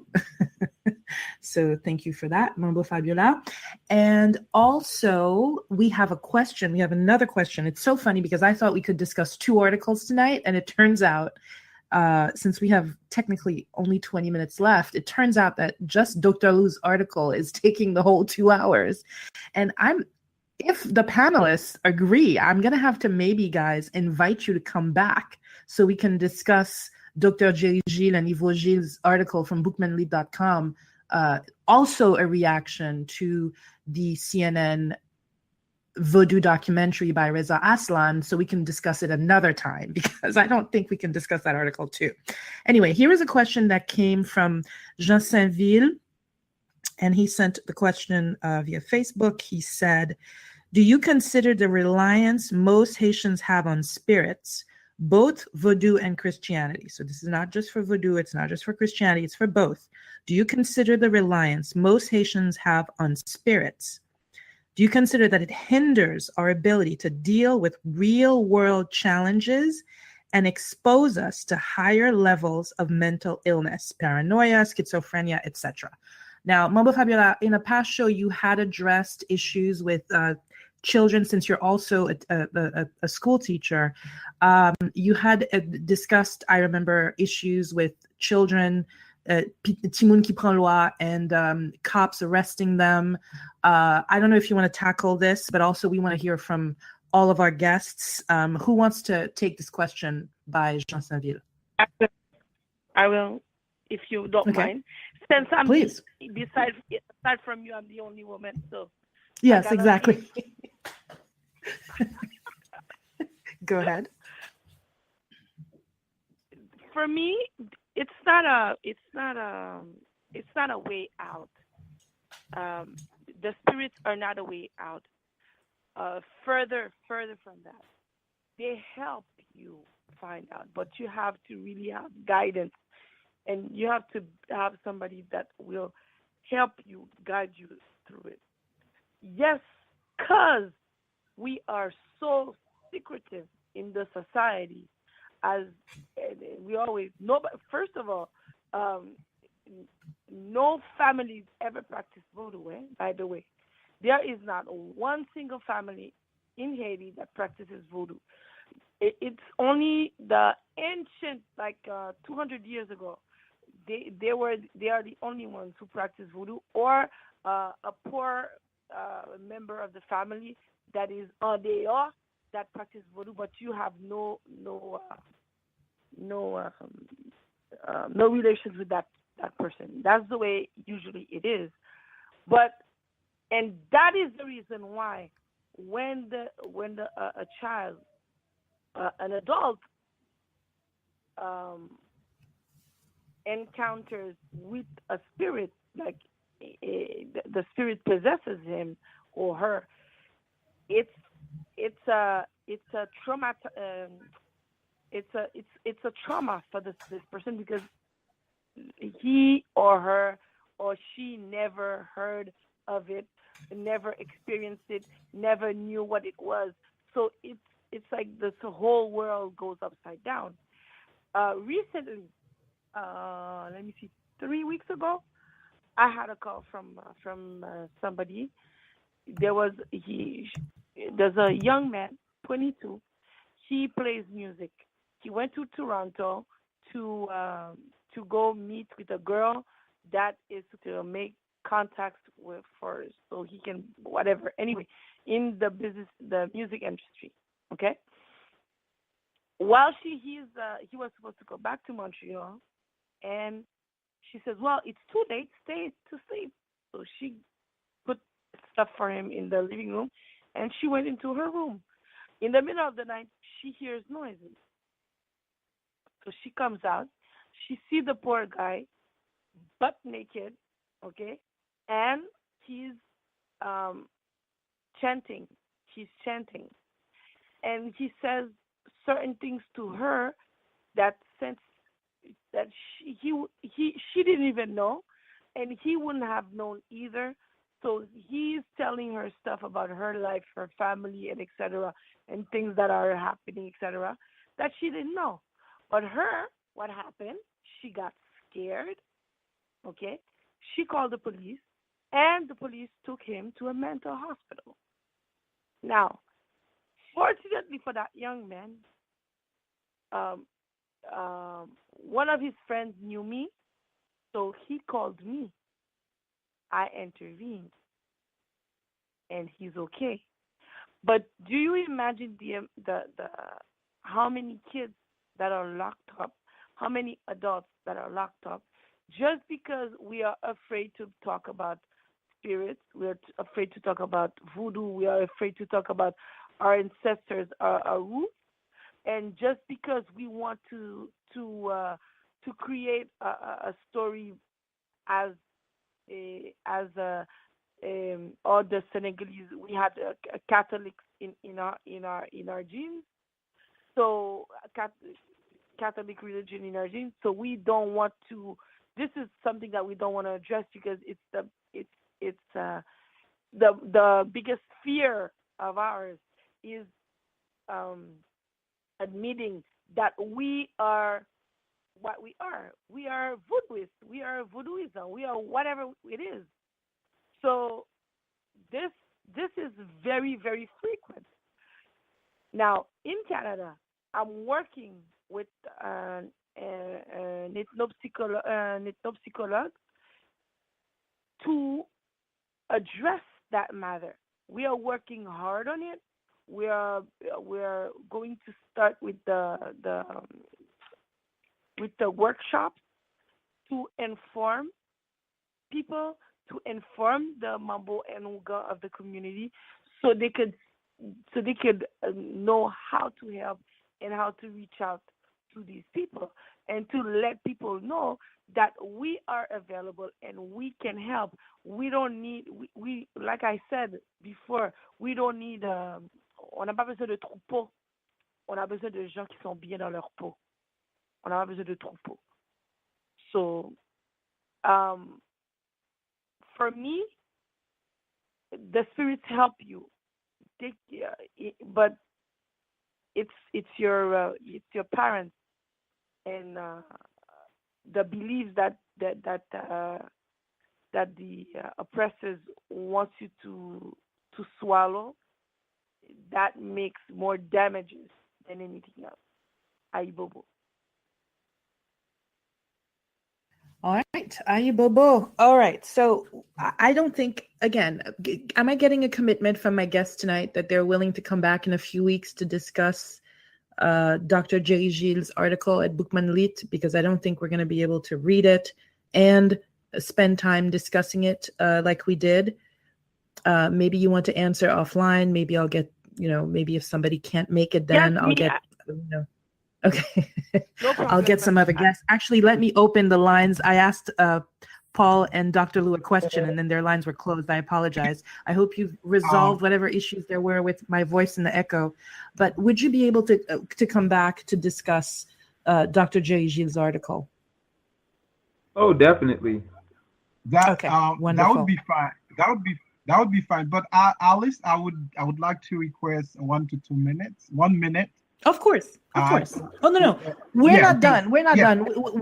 We still have some time, and that's exactly it. I feel like we're still in the thick of this conversation, Okay. so I don't want to. I wanted to have a minute as well, Alice, if you don't mind. Yes, everybody, don't worry. Everybody, that's why we're not going to read Dr. Gilles' article. I want everybody to get what they have off their chest. So that's the reason why.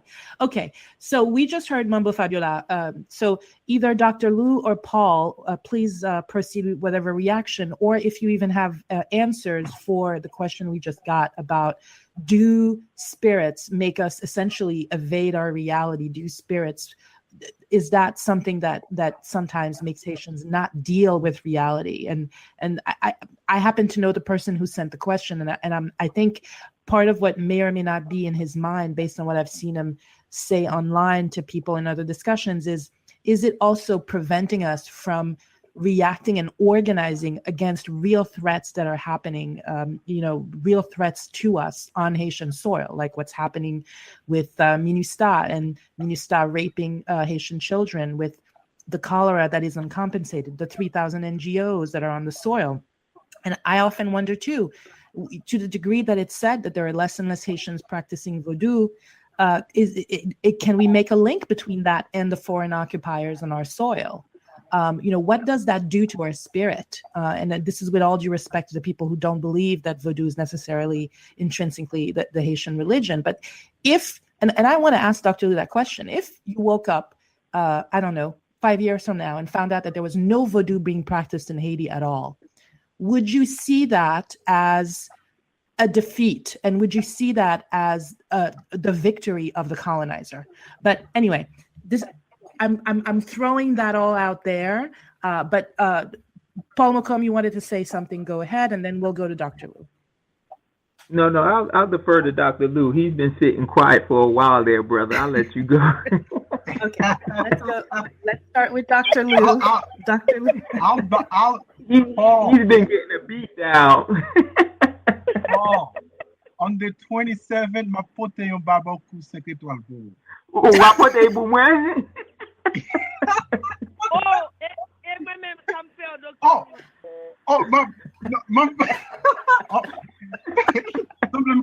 Donc, vin avon kes bavon kou pou tout moun. Ou met vini avec. Okay, so what's happening is Mambo Fabiola doesn't know. Mambo Fabiola on the 27th, Paul Mocombe and Celucien Joseph are participating in an event in Florida that they can tell us about, and that's what he's talking about. But okay, so Dr. Luke, go ahead.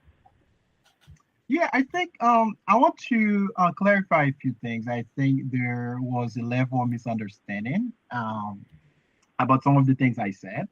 Now, I talked about the Kingdom of Congo. Yes, the Kingdom of Congo did embrace Christianity in the 15th siècle. Then you had a mass revival, a national, what's called revival, and the Protestant tradition in the United States, where a large percentage of the population, the Congolese, converted to Christianity. In fact, it is reported in plusieurs books. There's an excellent book on that, the Congolese Saint Anthony Dona Beatrice Kempta. In fact, one of the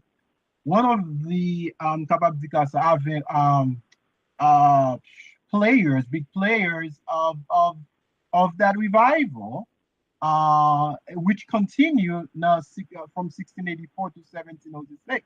C'est un fiole Dona Beatrice Kempa Veta. Okay. Now, also there other studies have been done on this issue about the presence of Christianity, the mass revival in the religion in the Kingdom of Congo. It's on the trail of Vodou, African Christianity in Africa and the Americas. There's also an important article, another important article I want to mention briefly here. Where is it?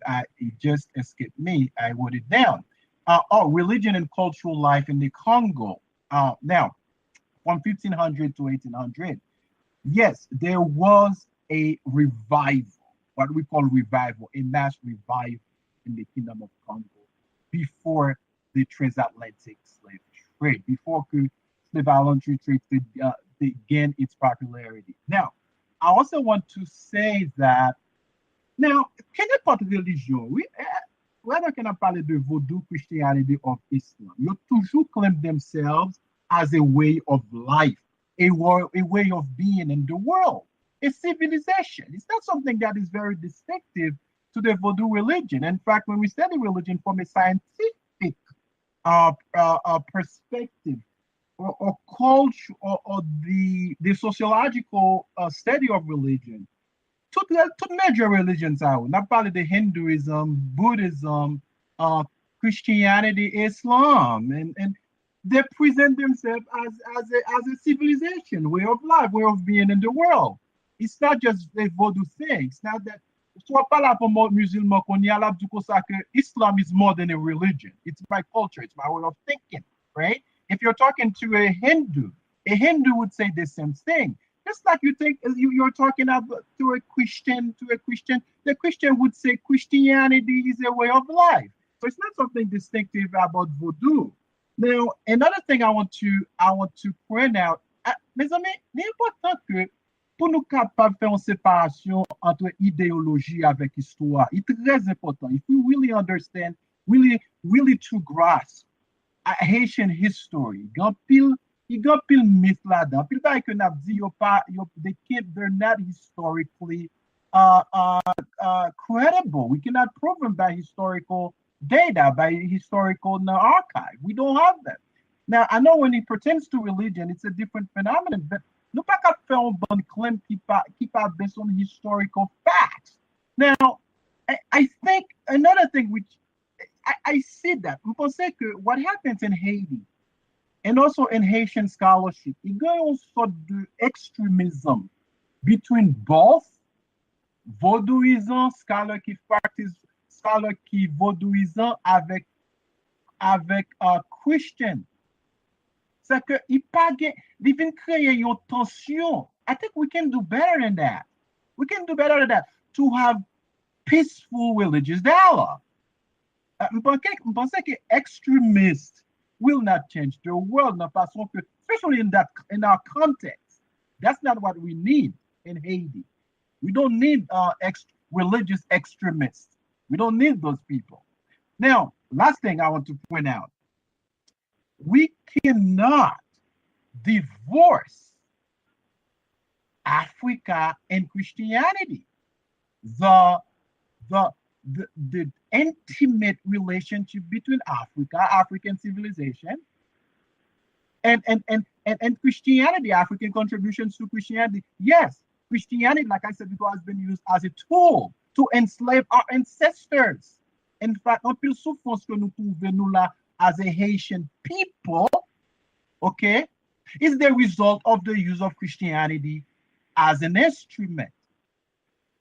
Now, we have to reclaim, we have to decolonize Christianity, just like we have to decolonize Vodou. C'est même si tout le monde a dit que well, Christianity has done that, and pour ça que vous trouvez protestant Haïti qui dit que ça que il y a des gens qui mourent, il y a des gens qui malades, il dit c'est vaudouisme qui fait. Ça veut dire que moun utilise religion pour capable accomplir their own goals. Okay? It's not something specific to Christianity. In fact, Jean nous connaît Vodou is one of the religions capable in the world. Qui vraiment que scholars, both scholars have come out, you dénigré. But at the same time, I think when we make the problem, I think we have to transcend the battle, the tension between Christianity and Vodou in Haiti. I think it's time for us to come together to have an effective interreligious dialogue. And one last thing I want to say here, and I'm done.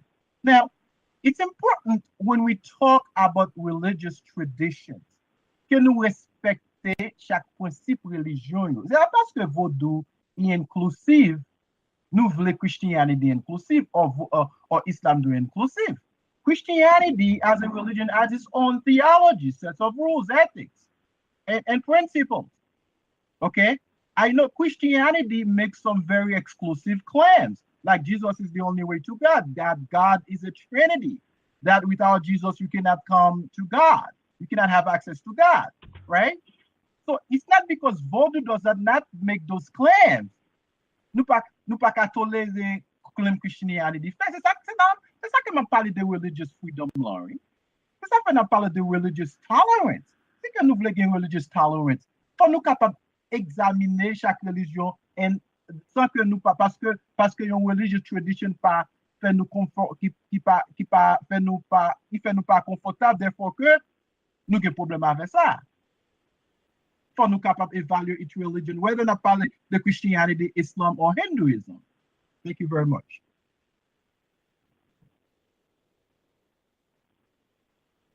Do I have time, Alice? Yes, go ahead. Yes, we're going to make time. Yes, we technically over time. Real quick. We're going to make time. Go ahead.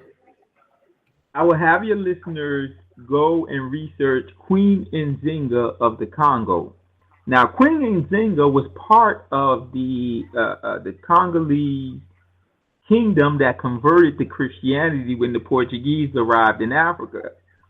And at first, I'm sorry to interrupt you because I found out on the show, thanks to Dr. J. Gilles, that Queen Nzinga is what we call La Reine Soleil. When we sing La Reine Soleil Levée or La Reine Congo Levée, apparently it's the one and the same person. Okay, go ahead. Oui. La Queen Nzinga vient adopter bagay chrétien or whatever. She started to enslave her own people and shipped them over to North America. Prior to that, she fought against the Portuguese for a long time. She's known for her in Portuguese.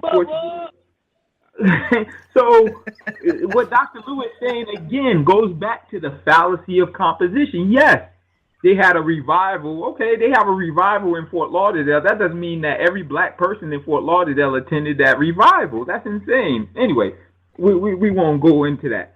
The other thing I want Paul. Oui, Ou ka di non, men bagay la. Mwen so ap di la, Dr. Lou. Mba do ou you wrong in that the royal kingdom did not adopt Catholicism. They did. But that does not, you can't extrapolate that to the masses who would be enslaved by Queen Nzinga and to many of them. So that's another point. The second point I wanted to talk about was the point that was raised by you. Excuse me.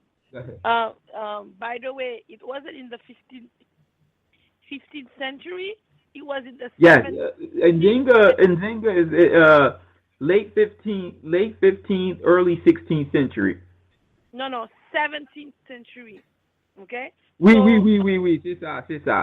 Okay, 17th century. So it was, so the Christianity, they weren't even converted yet. Dr. Lou, I think. No. M'pense nou miss sa kem di. I'm talking about two different issues here. I'm talking about first. Dr. Lou Abdia. Dr. Lou wants to say that there is a Christian tradition on the African continent. I get that. In East Africa, yes. You have St. Augustine, all of the early bishops, many of them were Africans. But you cannot. I agree. St. Augustine. Women who installed, who forced it to them, who gave it to them. So that's what I want. Even though it was, they adopted Christianity, but it wasn't their first religion either. No, it was not. You're absolutely right. Miss Lou said, gee, Lou is trying to say that what we and I understand his point. The point is not all of Christianity was forced upon us. For example, St. Augustine's conversion, as he expresses it in his autobiography Confessions, was not a forced conversion to Christianity. I get that. I'm with Lou. Not many Africans, especially when you look at the Coptic Christians, many of them weren't forced. However, when you get to Africa, the Congo, majority of us, that was forced. That's the separation we have to make. Yes, there are many Africans who adopted Christianity without force, but the majority of us in Saint-Domingue and in the West, majority of, just like it's Islam, I'm not an apologist for Islam by no means. They're just as perverse as the Christians. Look what's happening in Nigeria with Boko Haram. They were the first enslavers of Africans. Don't get me wrong. The Muslims do not get a pass here from me. I view them just as perverse as the Christians and their torment of African people. They don't get a pass. Although, albeit, I will say I'm more sympathetic to them because they're enduring the consequences of what they've done to us. But I digress. I did want to mention go back to the point of the schizophrenia scenario that your caller mentioned before I lose my train of thought, if I may. There's a group of psychologists, what we call postmodern, post-structural psychologists who wrote Guattari, who came up with the book Anti-Oedipus, in which he views schizophrenia as a counter-hegemonic frame of or ethos against Western psychology, Western Freudian hegemony. Well, it's the same thing. What we have to realize is that the conception and how the spirits are viewed in Vodou is not the same how spirits and whatever demons are viewed, are viewed in Christianity and Islam. For example, now Vodou, there's no evil and good. No, you have negative energy. You have positive energy. Say non Christian Islam, you get devil, you get God, bagay kon sa. No. So we have to make sure we make that separation. This is why we were able to utilize Vodou to remove ourselves from the yoke of enslavement. We realize that the conception of God that the Christians and I think Dr. Lou will agree with us, on this point, the conception of God that these the white supremacists were utilizing to enslave us did not coincide with how we conceptualize God. Parce que dans Vodou nous dit bon Dieu est bon. That means God is good. Bagay say, you know, you got God on one hand and the devil on the other hand, and it's like you can't tell which one is which, especially with these Christians. Parce que yo fait même bagay tant pour Satan. So we have to make sure we separate how spirit, and I think Reza did a wonderful job. We digressed a little bit from Reza's video, but I think Reza did a wonderful job conceptualizing how in Vodou we view the spirits versus how Christians view spirits and negative energy, etc. So I just wanted to say that piece. But Lou, Matan Wom nan we fwe. Mpwala iti madi mapote. Hey, se moun la nou ye. Mi soto boy, mi soto tomago. Se menm kote yan. So let me read you another great reaction we got. And this is again from Jessie T. She said, Vodou was our force. We were united around the Lakou. We were responsible for each other. Sure, it was not perfect, but what do we have now? Families are divided. We have no more respect for each other. Does she have a point there? Definitely. Yes, she does. Yes. She does. I think she has more. I go for that. Because okay. You know what? We are so ashamed. We are so ashamed. And I'm starting with me, eh? I was so ashamed to say at the beginning that I was a Vodouisan. I used to say I never said what I was before.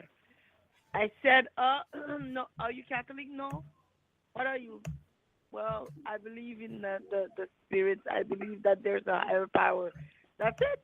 But now I sat down and I understood and I saw and I really took the time and I did the journey because it's not an easy journey to do. And I understood that we have to start to accept that we are all, including Dr. Lou, Vodouisan, all of us. We may. Nous tous c'est Vodouisan. We may go on different paths, but nous tous c'est Vodouisan. Nous tous c'est Vodou qui mette nous là, c'est Vodou qui relie nous, c'est Vodou qui fait force nous, c'est lui qui bat nous puissance, c'est lui qui bat nous tout ça que nous gagnons. Cette fusion de deux mondes, mon taïno avec mon africain. C'est fusion ça qui bat nous de ce peuple extraordinaire que nous y est. Nous pas qu'à nier pour une religion qui pas pour nous. Nous pas qu'à nier pour le blanc, pour nous pas qu'à nier pour l'occidental.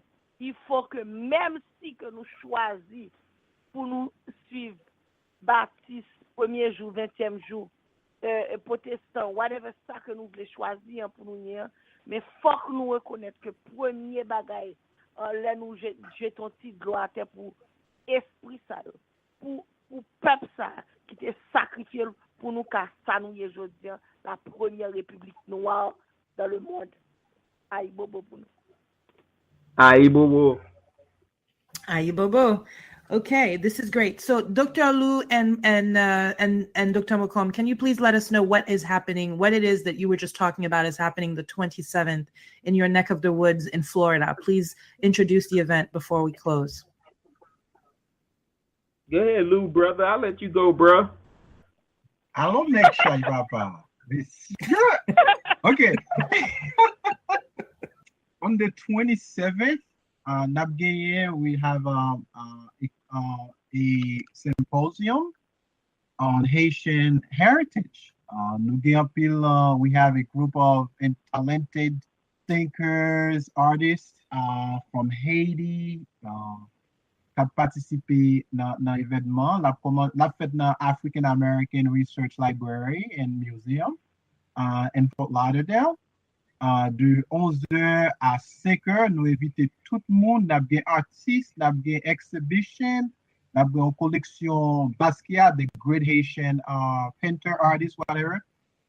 Et n'a gen un pile good a good panel, Dr. Mocombe a modéré, m'ko la présente tout, n'a gen Pascal Robert, Judith Blanc, et puis Jerry Michel, n'a gen Dr. Stanley Ulysse from the University State of from UEH. C'est un événement qui est très important parce que c'est le premier symposium que the Mocombe Foundation, Paul's Foundation, is putting together. First symposium on Haitian heritage. So nous invitons tout le monde qui n'est pas côtoyé dans le pays pour capable venir. It will be fun. You will not regret it. Yeah, so the exact title is First Annual Haitian Heritage Symposium.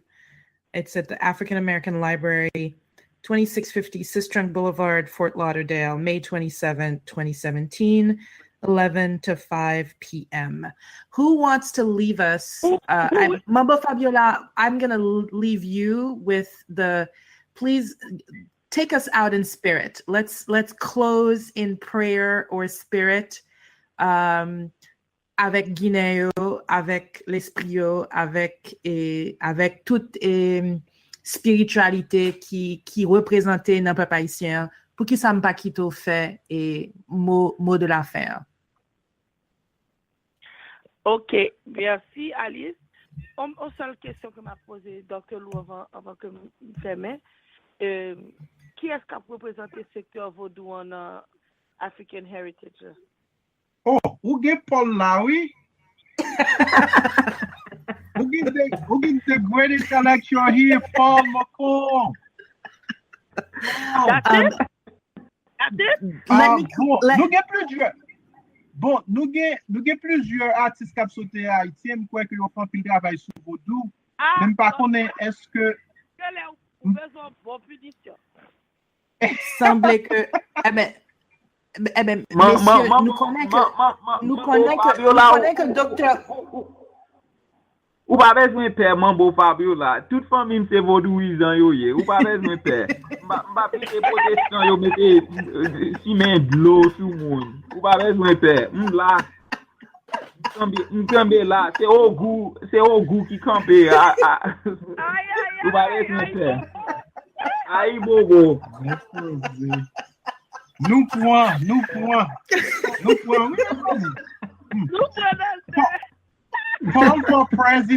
Paul for president. Well, just so you know, Manbo Fabiola, this event is being organized by Dr. Paul Mocombe. In fact, I'm looking at the flyer. It says right on here, the Mocombian Foundation, and Dr. Paul Mocombe is a Vodouisan. But I'm wondering if what Manbo Fabiola is asking, if there's going to be somebody from the formal Vodou sector. Is that what you're asking? Or would you like there to be an official Manbo or Hugan there? Is that what you're saying? Yes.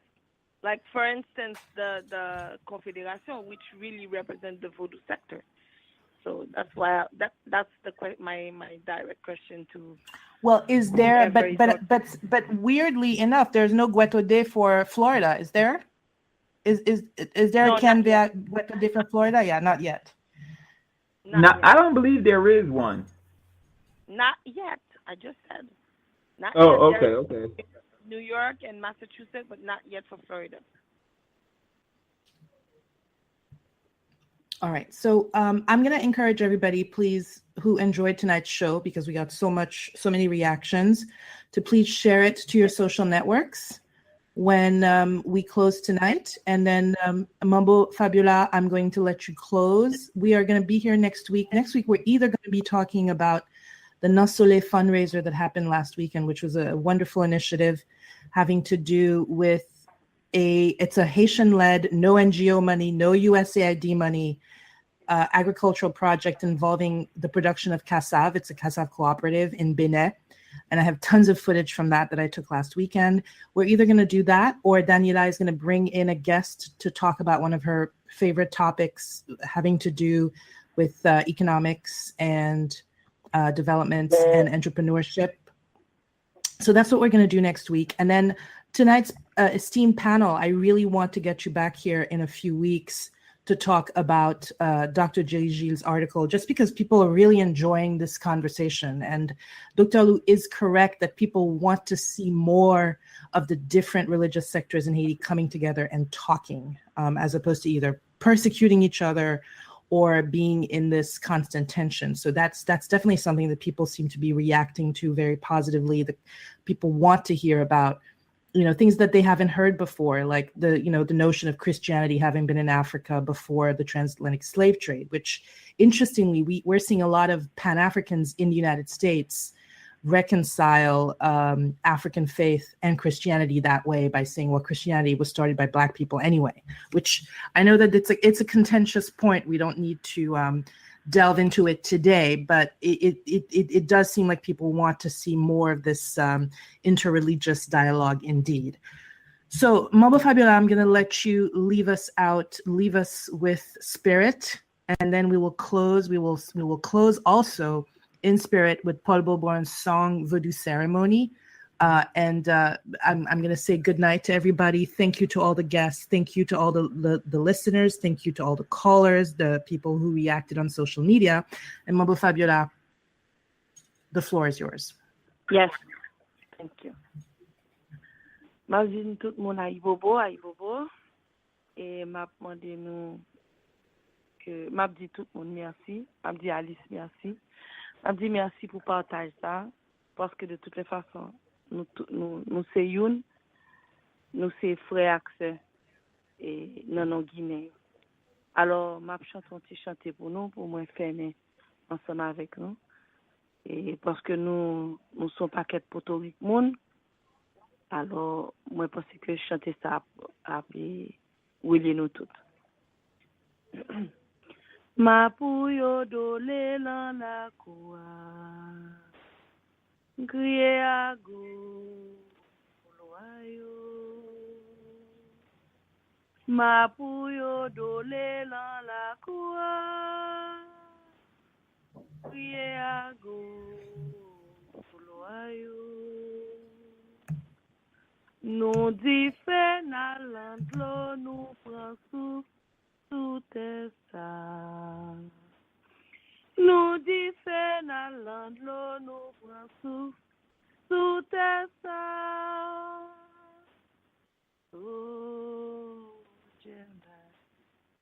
So jeme, se li ki la via. Yeah, go loyo. Yeah, go loyo. Ay bobo.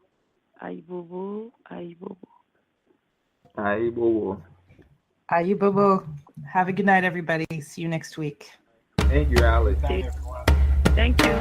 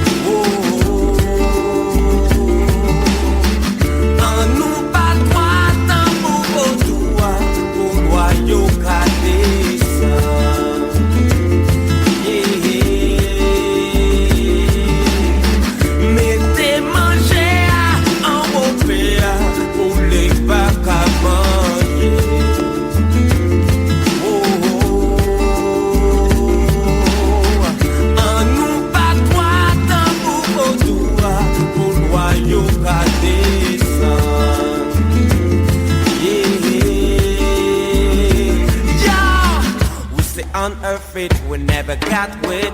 With the sound of drums, our hearts are filled with love. I'm a Vodou child, I can't deny it. I'm a roots man, now let me clarify it.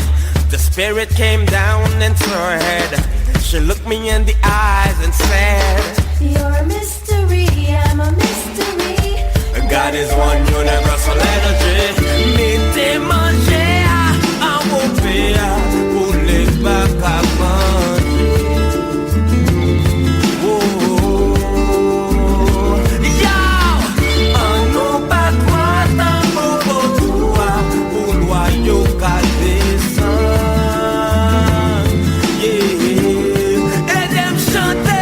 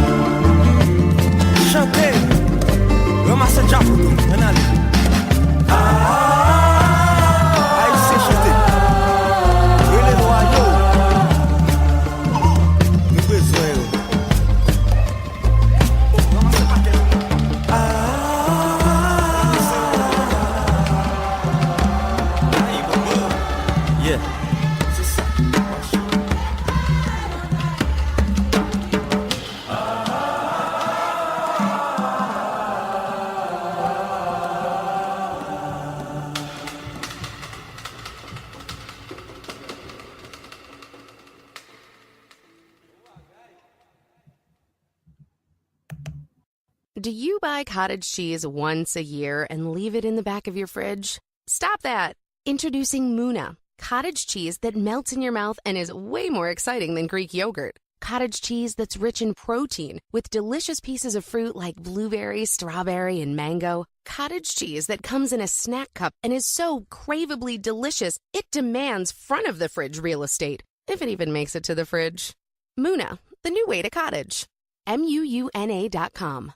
Do you buy cottage cheese once a year and leave it in the back of your fridge? Stop that! Introducing Muna, cottage cheese that melts in your mouth and is way more exciting than Greek yogurt. Cottage cheese that's rich in protein with delicious pieces of fruit like blueberry, strawberry, and mango. Cottage cheese that comes in a snack cup and is so craveably delicious it demands front of the fridge real estate, if it even makes it to the fridge.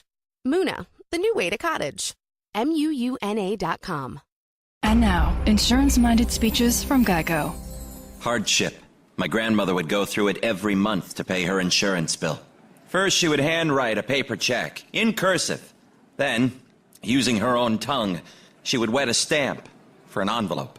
Today, however, we need not weary our hands and tongues. Today, we can pay our Geico bill with the Geico app. Away with hardship, in with bill pay on the Geico app. Thank you. Wingstop lives flavor, and you crave it. That's why we've created the boneless flavor fix for you and your crew. 20 boneless wings, 4 flavors, 2 fries, 2 dips, and 2 cold drinks for just $20. Whether it's lemon pepper, Louisiana rub, or atomic, finding your flavor combo is easy, but deciding who you're gonna split it with, that's a different story. The boneless flavor fix, just $20 for a limited time at Wingstop. The wing experts. Prices and participation may vary. See local restaurant for details.